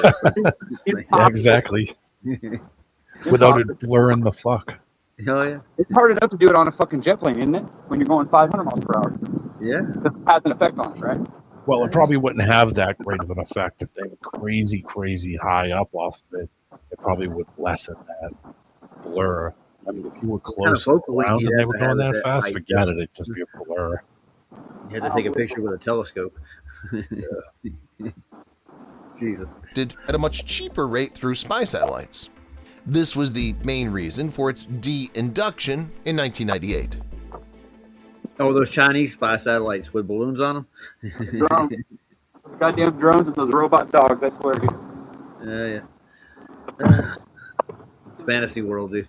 Look at that horizon, though. Look at that son of a bitch. Yeah, that's dropping away at that rate, and their height is. Who the hell's calling me from Wisconsin? Hold on, guys. Okay, how many feet are in a mile? A quarter of a mile is 1,320 feet. But it's like what, I forget what it is. There's a number, right? So take 17,500 miles per hour and multiply that into the miles and how many miles how fast you'd actually be traveling and how quickly that rocket would disappear off from the Earth and be so quickly off the Earth and be gone into space in seconds. That's what I believe. It's 5,280. What did you say? Yep. So 5,280 times what? You said you wanted to divide it? Good question. 180. Whatever a mile. How many feet's in a mile? We just broke that down. 5,280. So that's how fast you travel in one whatever increment. Well, there's no way to really harness that. I don't. Well, think it's in an hour, right? You travel 17,000 do the clock. 500 feet in 1 hour, right? That's basically what the speed of miles per hour means, right? Yeah, If you use kilometers, it's still the same. 2,000 miles per hour. Yeah. So So 22 would Take be it to the 2,200. surface. You'd have to measure that out, and you have to calculate your altitude to actually realize how fast you're actually going. Right. I'm just saying, I think that the rocket would disappear very quickly. It wouldn't just float up like it does when you go out there and sit there and watch them fire one off. Yeah. What you're watching is a fucking hot air balloon. So That's my opinion. That's 3,255,033 feet per second at 2,220 miles an hour. You would that rocket would disappear so quickly off the face of the Earth that you wouldn't even see it once it took off. It would just literally explode into fucking speed and disappear instantly. Yes. 3,255,000 feet per second. Feet per second. There you go. here's the Nice question: job. how do they scale the height that they're at, though, to begin? How do they even control something going that quickly? It's impossible, bro. Yeah. You'd leave the universe. You'd leave the planet if the planet existed. You'd leave and you'd be in the moon in seconds, bro. Seconds. According to their calculation, how far is the moon? How many miles? 186,000 feet or 186,000 miles or whatever the fuck it is. No. It's further. It's 243 was the original calculation back that I heard in the 80s, but it's dropped down to 238,000 miles. Or whatever, 238, whatever it But is. they say that fluctuates because the moon's. Well, it had to be as close to orbit. 237, of course. Yeah. Got it. Yeah. Oh, your grandson left. He didn't hang out any longer. Oh, poor baby. I know. However, it's now been realized that What are you gonna say, D-Man? I'm trying to work something out here. Hold on.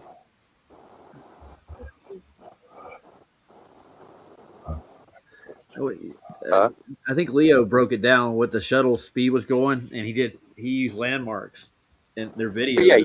Well, you could just, Not like even when they break the clouds, you should be able to measure the distance that they travel. If they claim that they're going that fast from the ground, we all know that's impossible. Yeah. Because we've seen, dude, if you've ever fired a rocket off, you know, as soon as it takes off, it disappears. You don't see much after that. It's gone. Well, you notice they like to give you numbers that are almost impossible to calculate. Yeah. Right, almost where you need a special calculator to figure out how many zeros are after it, right? Yeah. You're not going that fast, dude. No, they're going maybe 100 miles per hour, so they can make it take all day long to make that jet go up there and leave that big old trail of smoke, so everybody watches it all day long, all over the different places on you know what I'm saying, right? It's a big spectacle. That's their max speed too. That isn't their cruising speed. Their cruising speed, right? Yeah. Well, yeah. Okay, but if you look at where I got this idea from, where I came up with this, how I figured it out, was I watched the little clock that they put at the bottom of the screen when they're showing some of the later ones. They'll show a little speedometer at the bottom and show how fast it's supposedly going. And I noticed that when it got up to a certain speed, you and I know that the ship would have been shaking like a son of a bitch. But those guys are sitting in there like it's nothing's moving. They're passing shit back and forth. They're writing with a pen. I'm like, what the fuck is going on here, man? They're not experiencing the said G-forces. No, they have some kind of anti-gravity now, I guess. Roger, I don't know. They're just lying to your ass. There's just no effect on their bodies at all. It's like they must be flipping around in a circle or spinning in some kind of cage or something that keeps them from getting any shift in G-force. I don't know how the fuck it works. But. With the Dragon, we covered a couple of their launches and their re-entries live here on the show. And why would we ever fire something off of the ground with all that weight when we could fly it up in cargo ships and then shoot it off from there? It doesn't make any logical sense. Like the space program doesn't make any logical sense if you really think about it. Militarily, the military wouldn't touch it. That's the reason why NASA has to take care of it, because it has to be a special program, because people aren't stupid enough to fucking fall for it. That's why. Because the military deals with real life situations. And exactly. They deal with flat fucking plain Earth, and they don't fucking care. They don't give a shit what you think about it. No. You know what I'm saying? They just follow their orders. They follow war, dude. Yeah. They even do that shit in their manuals. They do the same thing in all their manuals. When they need you to understand certain information, and they don't give a fuck how you figure it out. Talking about any kind of aiming systems, they always say treat it as flat and stationary. Yeah. I mean, the documents tell you to treat it as flat and stationary in every way, meaning physically. That's it's why everything in their airplane designs, everything. Yeah. They start with a non-rotating fighter. I've seen them all, almost all. I've seen hundreds of them. I got them all in a document in my phone. Yeah, NASA's more in the business of making you believe shit, dude. That's really what they're in the business. Yeah, they're the imaginary department. Of failed ideas. Yeah. Well, I saw how I broke it down originally, like how they get what they do. They when they show the orbits, so with like the ISS station, they film the clouds moving below it, everything. They just they speed up their film. That's all they do, because they claim they're actually going that fast, but they just speed up the film. No, what they do is they take high altitude plane flight that they're doing actually all the time. There's a plane flying around taking the pictures, and then they just convert that to their fucking whatever software that converts it into making a curve. Yeah, well, not just the curve. I'm talking about if you ever watch like the 24-hour streaming stuff. You see the pass underneath it. They just speed that footage up. That's all they're doing. They're speeding it up. Yeah, it's basically just a big fucking it's a clock. It's not live. Let's put it that way. Yeah, it's just a bunch of images that are lined up to where when you watch them in a certain order, they flash on the screen. That's it. Yeah, pretty much. That's all TV really is, guys. Yeah. Well, let's see what else is. And what's funny is if the way that we discover everything in our world is through the light that we can see with our own eyes, why did they use other kinds of light and claim that they work better? Can you explain that to me? When it doesn't make any logical sense? Like, why wouldn't cameras be all infrared if that's the best way to fucking use it? It doesn't make any logical sense. Nobody wants to stare at infrared image all the time. No, the Japanese would have took that technology and enhanced it and made it fucking awesome, because that's what they do, right? But they don't, because it doesn't fucking exist, Roger. That's what I'm trying to say. Thermal imaging does exist. Yeah, it does, but I'm saying it's not necessarily going to make any difference, right? Because the way I see something, like if you were going to show me a planet, I want to stand on the motherfucker with my own eyes and look at it. I wouldn't want to take your word for it, Roger. You see what I'm saying? So don't tell me that I need to see a different beam of light to land. Come on, dude. Well, I don't know. I can see the light in the sky. If it's really a planet that I can see from here, then why is it that doesn't make any sense. See what I'm saying? Most of those are microwave telescopes, all of them, and they're not. They're radar telescopes. They don't see an image. They don't see pictures, so you're not seeing a picture of anything. You're seeing data that's put onto a program that's actually made into a little ball, and then it projects these different little shapes, or what do they call them? Triangulations, or whatever the fuck they are. Polygons, whatever the fuck they are. And then it creates this image that makes you see this big fucking Earth bent around in a big circle. Yeah. It's fake. It's what it is. It's just fucking fake. Heron Well, worked it out and said it's very end of it, it's 14.7 hours in travel time at 17,000 miles an hour to go 250,000 miles. Yeah, but I've looked at it and it's a trajectory, and it's not going that fast, dude. No way. Well, I mean, obviously by looking at it, it's not. No. But I mean, yeah, you should hear their explanation for it. Never mind. There's always explanations. Ice satellites are also vulnerable to adversaries. When they're in orbit, potential adversaries can predict their movement, and when they will overfly areas they would like to keep private. Modern-day military bases are built to provide overhead coverage as much as possible to hide sensitive material before satellites pass by.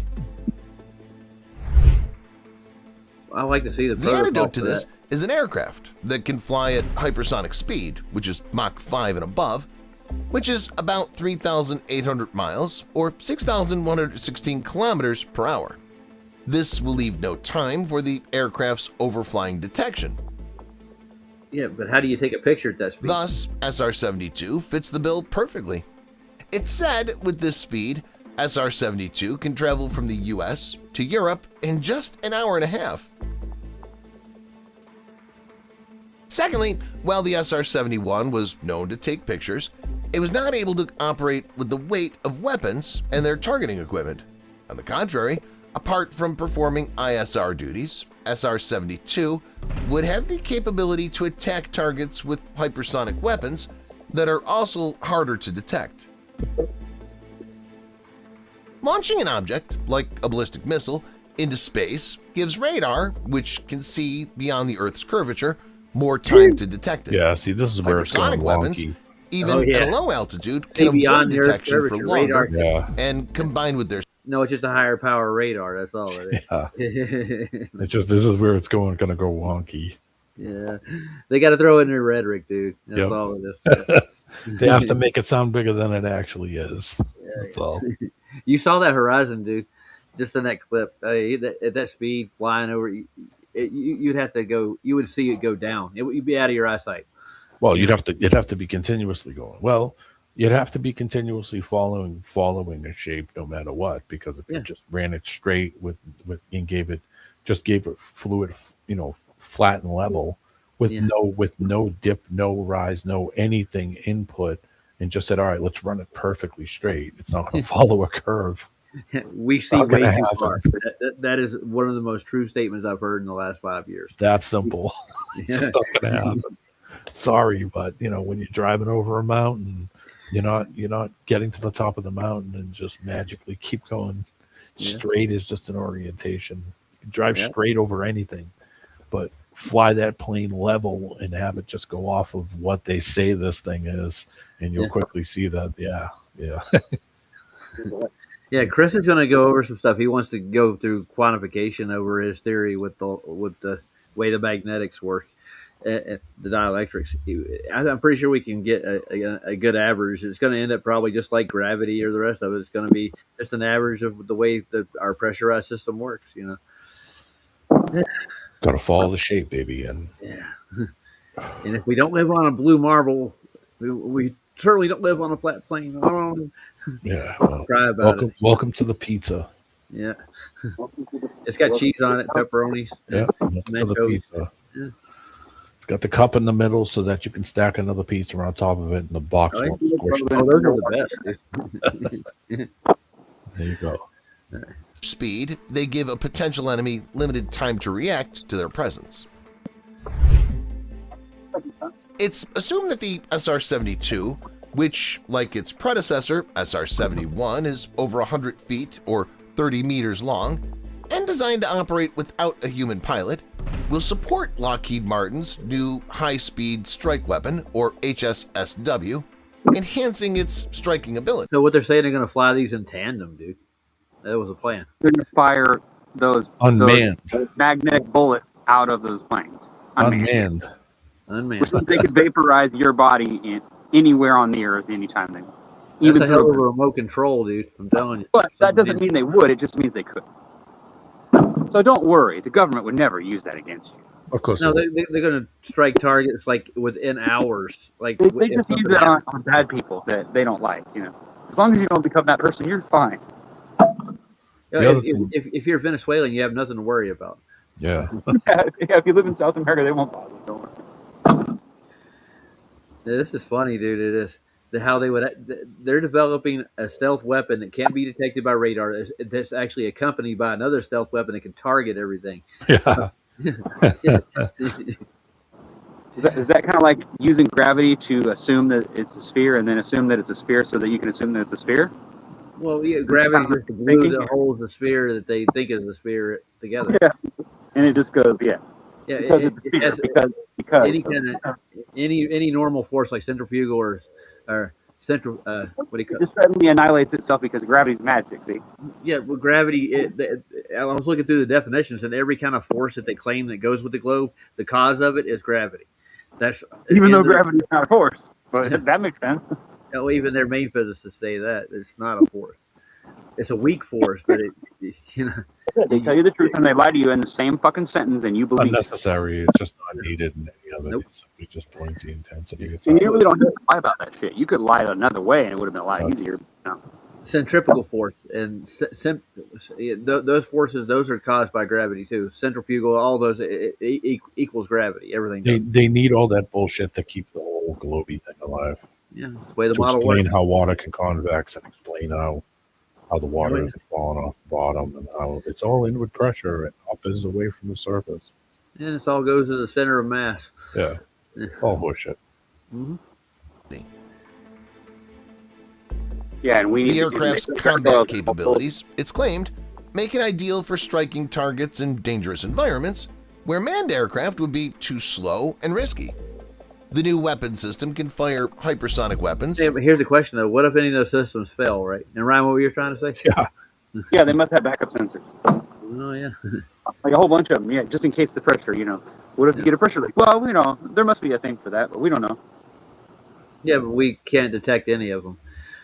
We're not allowed to question that because, you know, they tell us the government. But we know. Saul's coming on in a little while. That's what I thought. Yeah, I'm going to end it here pretty soon. I just want to cover flight. Matter of fact, I'm going to end this one because they're not going to cover anything else but the No, SR. it's going to be all fucking magic and Yeah, it's all shit. been on. Like, They're going to SR. You can see the direction that's going. I'd rather just cover the SR-71 instead of like this fake thing that Darstar or whatever it is they ain't made yet. God, that looks horrible, doesn't it? My brother a long time ago had a can of stuff. I forget what it was. It was some kind of aviation fuel, 260. I should probably look it up. Did he fly model planes? No, I think he got it somewhere. I don't know where he got it. Yeah, 260. It's unleaded, 100 octane fuel, 5 gallons. 260. It was like a race fuel.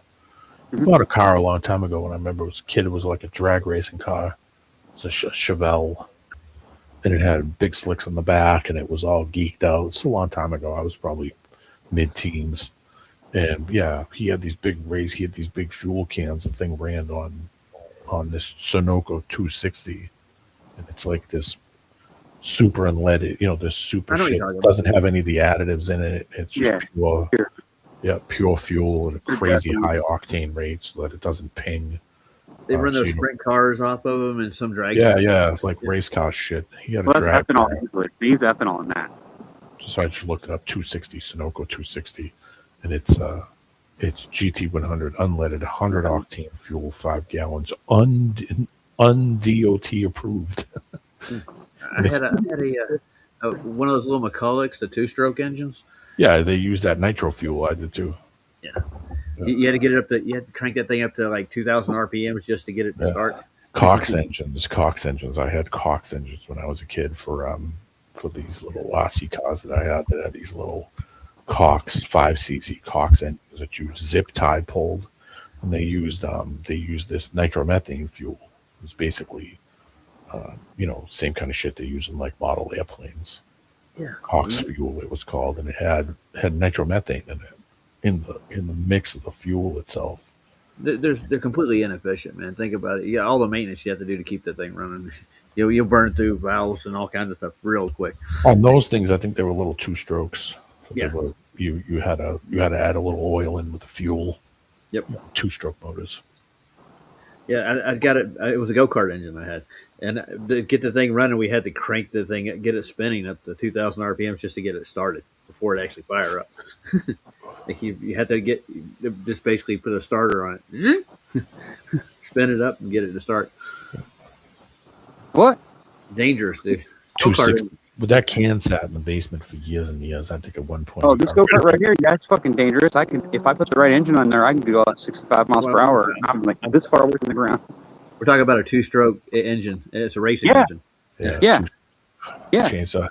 I've been the, what do you call it up here, where they had the chainsaw things where the Yeah. guys race to cut through the fucking logs with chainsaws. Yeah. Oh yeah. I've been. Well, I've got a Husqvarna for that. They got special motors that are all geeked out, so those things can start, on a quarter pull. They're like race. They're hard. Race. They're actually very hard to tune, but yeah, they get them down pretty good. They're made to run at full blast, at full speed. And you're like fucking burn. The guy just burned through a fucking tree that was thicker than me. Like 2 seconds. And it vibrates the fuck out of your bones too, man. It really does. After about a half an hour of that shit, your arm hurts, man. Your bones. I got another document on the SR, the Dark Star. It actually shows you the engine design and everything. They say in there it's actually going to happen. They're going to make this thing. Yeah, it probably will. Yeah. Tech's getting a lot better now. With them designing engines, stuff they can do a lot of shit. I'm sure that. But the reality is, why aren't they designing engines that make everything faster? Like they can fly things in planes faster with less drag. I mean, they could be doing that instead of wasting their money on fucking shit that goes 17,005 and supposedly leaves the atmosphere. Come on. Well, There's nowhere to go. Just flying those jets at that speed, they would be way out of the atmosphere a long time ago. Exactly. Before they even got up half that speed, they'd have already left. Yeah, they'd left the damn universe probably, right? Well, if there's such a thing, dude, I can't say exactly. That's of course, what I'm saying. Oh, I think it's creation, dude. That's my personal opinion. What you see in the sky is what God put up there for times and seasons. Well, yeah, and it had to start, but obviously God was smart enough to put the pathway for it, however it worked. But I don't think it's that far away. It's within a certain distance, obviously, because we've got evidence that proves that light only travels a certain distance through, no matter what kind of medium it travels through, right? Yeah, well, there's the physics if like we know that there is a line where it just can't go anything. So we know millions of light years is just stupid, right? Yeah. Well, and if they would tell us, if they would even lie to us about 1.5 feet, if it was important, then it would be important, right? And it's still a lie. And why would we trust the motherfuckers anyway? That's my point. Well, I'll do this for you one day. Answers in Genesis has a regular cosmologist, right? And he'll tell you exactly what they believe stars are. He'll break down it all for you. But he incorporated that into the Bible, like that God created all that. But he'll show you how much myth. Well, the truth is God did create it, and maybe there was some kind of expansion of whatever light and all that. But that's beside the point. That's a theory that came out of some kind of fringe science. It's not actually from any real science that we have on the Earth that works, right? Yeah, that's astronomy, not science. There's a difference. It's more like astrology, what it is. Astrology, astronomy, both. It's more like saying, these stars are shaped like a lion, so therefore the lion must rule the world over here on this side, or whatever the fuck. Even in the modern astronomy, without the gravitational lensing they're talking about, none of the theories even make half sense. Well, thank God their fucking gravitational shit doesn't exist, because otherwise we really have us by the balls. They did a paper in '94. They redid ether studies, and there's just as much evidence, actually, if not more, for an ether substance in but the air. But you explain to me how an ether makes everything makes everything easier to understand, and makes the world fit together in a perfect clockwork. It's never going to do that. So that's why I just don't believe in that kind of crap. Because when you start with a theory, you're starting with a guess. Well, why would you need to guess? Why not just leave it empty? Like, if you don't know how you got on the earth, if you don't know that you had a mother and father, and you don't have that information, then you can't give the answer. You can't give an honest answer. You don't know. You ever heard of the ether winds and stuff like that before? They add physicality to the motions in the sky. It's in a medium. It's called ether. Well, whatever you want to call it. It has a does it the has a dome positive itself effect. move? I don't know. I can't prove that it's even there yet. But I mean, I would assume Well, that you do see motion in the sky over an hour. Yes, but I'm saying, but is it the motion of the actual crystalline dome that's moving, or is it the actual light coming through the dome that's moving? And maybe that's the reason why stars flicker in the first place, is because they're literally coming through a crystalline dome. It makes sense to me. I'll reference you to Aries failure in that. So you're never going to ever see what a star really is because it's actually behind a screen that's crystallized, and you're never. It's like looking through a kaleidoscope and expecting to see somebody's face. No, you're going to see a million fractions of it in all different directions. That's just how it works, right? Well, you need clarity between here and there. In order to see things in deep space is stupid because you're not really seeing any light. You're just seeing radio waves bounce off of shit. Guys, I don't mean to cut it off, but I gotta run. I'll probably see you guys on. Getting ready to come on in about 10 minutes, anyways. Yeah, I might pop back on maybe like a half hour. Yeah, I'll go over to Sobs myself. Good to see you guys. Yeah, good seeing you too, D man. Glad you came over. Later, bro. Well, I got another documentary. I'll do it another day. It actually better explains the SR-72 and its development. So I should have grabbed that one first and played it. I got like 10 or 12 of these things. Okay. What they have to do with the pilots, dude, to fly those things, they would have to do the same thing with like people floating around on the ISS station, just due to the physics, the pressure, and the speed you're at. Like I said, I'd like to see the evidence alone, just the evidence that you can get to a certain altitude and gravity suddenly doesn't work anymore. Yeah, it's not gravity, dude. It doesn't exist. I know it doesn't exist. It's free. The only way you get that is if you're free falling. And they probably figured that out by accident when they were there fucking around. You know what I mean? Going up and then coming back down, just to try to pretend and fake the whole thing. That's probably how they figured out how to use it to their advantage, was by accident. Just, you know what I'm saying? Yeah. Well, I think the pressure. They could take the film out the windows and then they shrink it down and make it look like a baller. I mean, it's not. I mean, it's smart. It's intelligent, but it was done by a movie maker. Like, it's literally primitive shit, like Godzilla movie tech that they used then. Well, at least they want us to believe that. Well, touching on the stuff like the SR-71 and stuff, this will add more clarity to what kind of physics we have to deal with. So, yeah. I'll admit, it's better evidence. I like the fact that you're bringing more stuff that actually has stuff behind it. Like, yeah, because we actually have technology and we actually can show that it works. Yeah. Well, it's just like if we're going to have an argument about, let's say, germs, okay, not bacteria, because we know bacteria exists, right? But let's just say we call it germs, right? Let's say we have an argument about that. Well, how do you prove something? Well, you show me that thing attacking a human cell, and then you show that human cell got attacked and died because of some whatever that particular whatever thing you want to call it germ did. Yeah. And you show that happening to me in real time through a microscope right here live in front of me, and I'll actually believe you because I've seen stuff in a microscope actually have effects. I've seen people put alcohol on amoebas and all kinds of stupid shit, and I've seen crazy shit happen in a microscope and go, wow, that's interesting. Why? I wonder why that happens, you know? But the reality is, unless you could show it to me right there in front of my face, I'm not going to believe you. Not because I don't trust you, but just because I don't trust nobody. Show me that it does. Like, I get sick all the time. I do. People do. I did when I was a kid. I get sick all the time. But you know what? I was getting immunizations that whole fucking time. As soon as I stopped taking those immunizations, I stopped getting sick. Now, you can say that that's just some kind of accident, or you can say that that's medical advice. You can do whatever you want. I'm not giving you advice at all. I'm just telling you that how can you explain that I was sick every other weekend when I was a kid? As soon as I stopped getting those immunizations, it stopped completely. I stopped getting sick. I really have not been really had strep throat in years since I was a kid. But I used to get it every other fucking weekend. I swear to God. Ask my mother, even though she's dead now. My mother would tell you, I literally was sick every other weekend. I had strep throat all the time. I was constantly sick. And I don't understand why I was. It never made sense to me. I always thought, well, maybe you just get so many colds in your life. And so I started believing in that theory that there's germs that can get in your body, make you sick. And then what I realized is that the reality really is your body is a very finely tuned machine. If you don't feed it properly, you're going to get sick.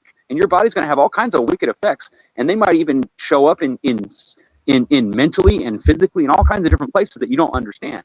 But that doesn't mean that what they're saying is true. You know what I'm saying? Yeah. It might just be some random shit your body does to itself, and they don't know anything about it. And how would they? Because they can't reproduce it in a lab, right? All they can do is show you pictures of dead parts of it. It's like stupid. It's like, and I'm supposed to believe you when you bring, like if you told me you had a videotape of some guy killing some other guy, and then you brought me some video that wasn't an actual video of him, it was actually a video of a wall next to it, And you said, well, you can see the shadow. Look, you can see the shadow of him. He's doing it. See? Well, I can't see, but I can't see who the guy is. But you're claiming that's evidence. Okay, well, fuck you. You know what I mean? Like, get the fuck out of here, that shit. You see what I'm saying? It's like sometimes you just know when somebody's lying out their fucking ass, and it's just you don't have to bother with it. Fucking even believing their story. You can just walk away, bro. Like, move on. Well, there's a reason why they call this a occultic practice. Well, that's why we call it a religion, because that's exactly what it is. And I never thought about it that way until somebody enlightened me by just explaining it the same way. They were just like, well, let's put it this way. You don't have proof for this and that. I said, okay, yeah, I'll admit I don't necessarily have proof because God hasn't revealed himself to me yet. So I cannot I cannot say with beyond the shadow of a doubt that I know God physically exists in the human, like in a shape like this. I can't prove that. But I do understand that the only way that why would a you society that's going down the road it's going right now could possibly even stay in any kind of pathway to not becoming completely unrighteous completely all the time has to be because of a good God. It has to be. That's the only logical explanation, is that God is the balance in the universe, and that's what God is. He's the balance between good and evil, and that's simply all it is in this world anyway. I don't know how it works when you leave here, but the way it works in here is that sin has effects and there's responsibilities. Like if you hurt people, they're going to come and hurt you. You go around beating people up all the time, they're going to come and beat you up, right? They're going to do stuff to you. They're going to sue you. They're going to do whatever. Bad things are going to happen to you. And that's all the Bible really is just a big book to warn you, don't do that stupid shit. It's simple, you know, it's not hard to understand at all. It is. But that's exactly what it is. It's a simple guide that tells you what to do and what not to do and why. And then when you go out in the world and you test it, you realize it's absolutely right. It tells you the truth all the way down the line and tells you what you're going to think about it at the same time. It's kind of like the AA book. It's like they get into your mind and they pick your brain, and then you end up telling them the answers to the question, even though they shouldn't know the answers, because how the fuck would they know what's going on in your mind? Well, they don't. But they know that all alcoholics and all certain kinds of people have this kind of effect on it, right? You know what I'm saying? So it's like... Yeah, I got you. All right, so Saab's getting ready to go live in about, let's see. Let's get out. No, I'm just going to see what time is coming on. I'm chatty today. My bad. No, it's all good, dude. And I want to shout out Justin Incredible again. Thanks for supporting the channel. You're highly appreciated. Let's put it that way. Of course. That's awesome, dude. Yeah. All right, good night, everybody. The more I get to dig into these pseudo topics, I'll find less evidence for them. Let's put it that way. I want to play out with a song, an oldie. It kind of fits the theme. Name of it's Jaybird. It's an old song, way back in the day. Let's say goodnight, Ryan. Is he still here with us? He boogied. Good night, guys. Go over see Saab. I'll be over there hanging out with him for a little bit. He's covering a topic.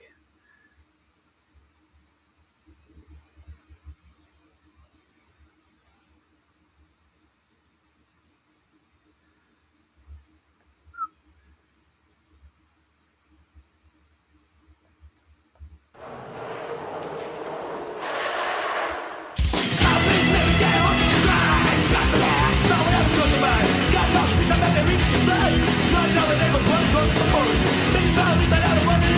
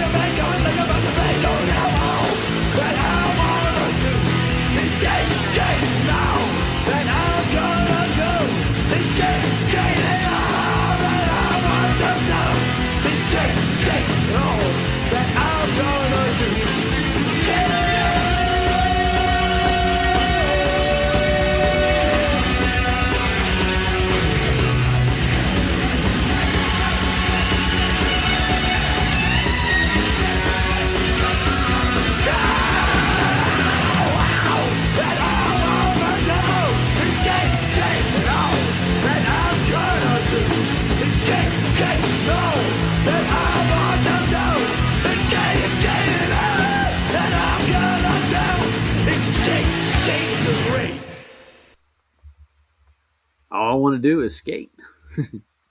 Great song. Jaybird, walking down the street. That's a Token Entry. It's an old punk rock band from, I think, Jersey area. Kind of got a gist of what they were about when I was a kid. Thought they were kind of cool. Real cartoon-like, though. Go see Saab. I'll put a link in for him if you guys don't know who he is. Had him here a second ago. I got too many damn windows open.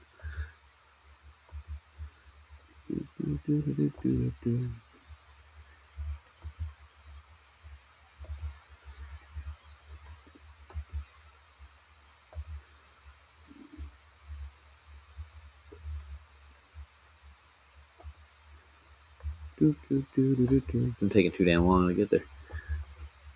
Skate. Yeah, right, John. All right, I'll see you guys over there.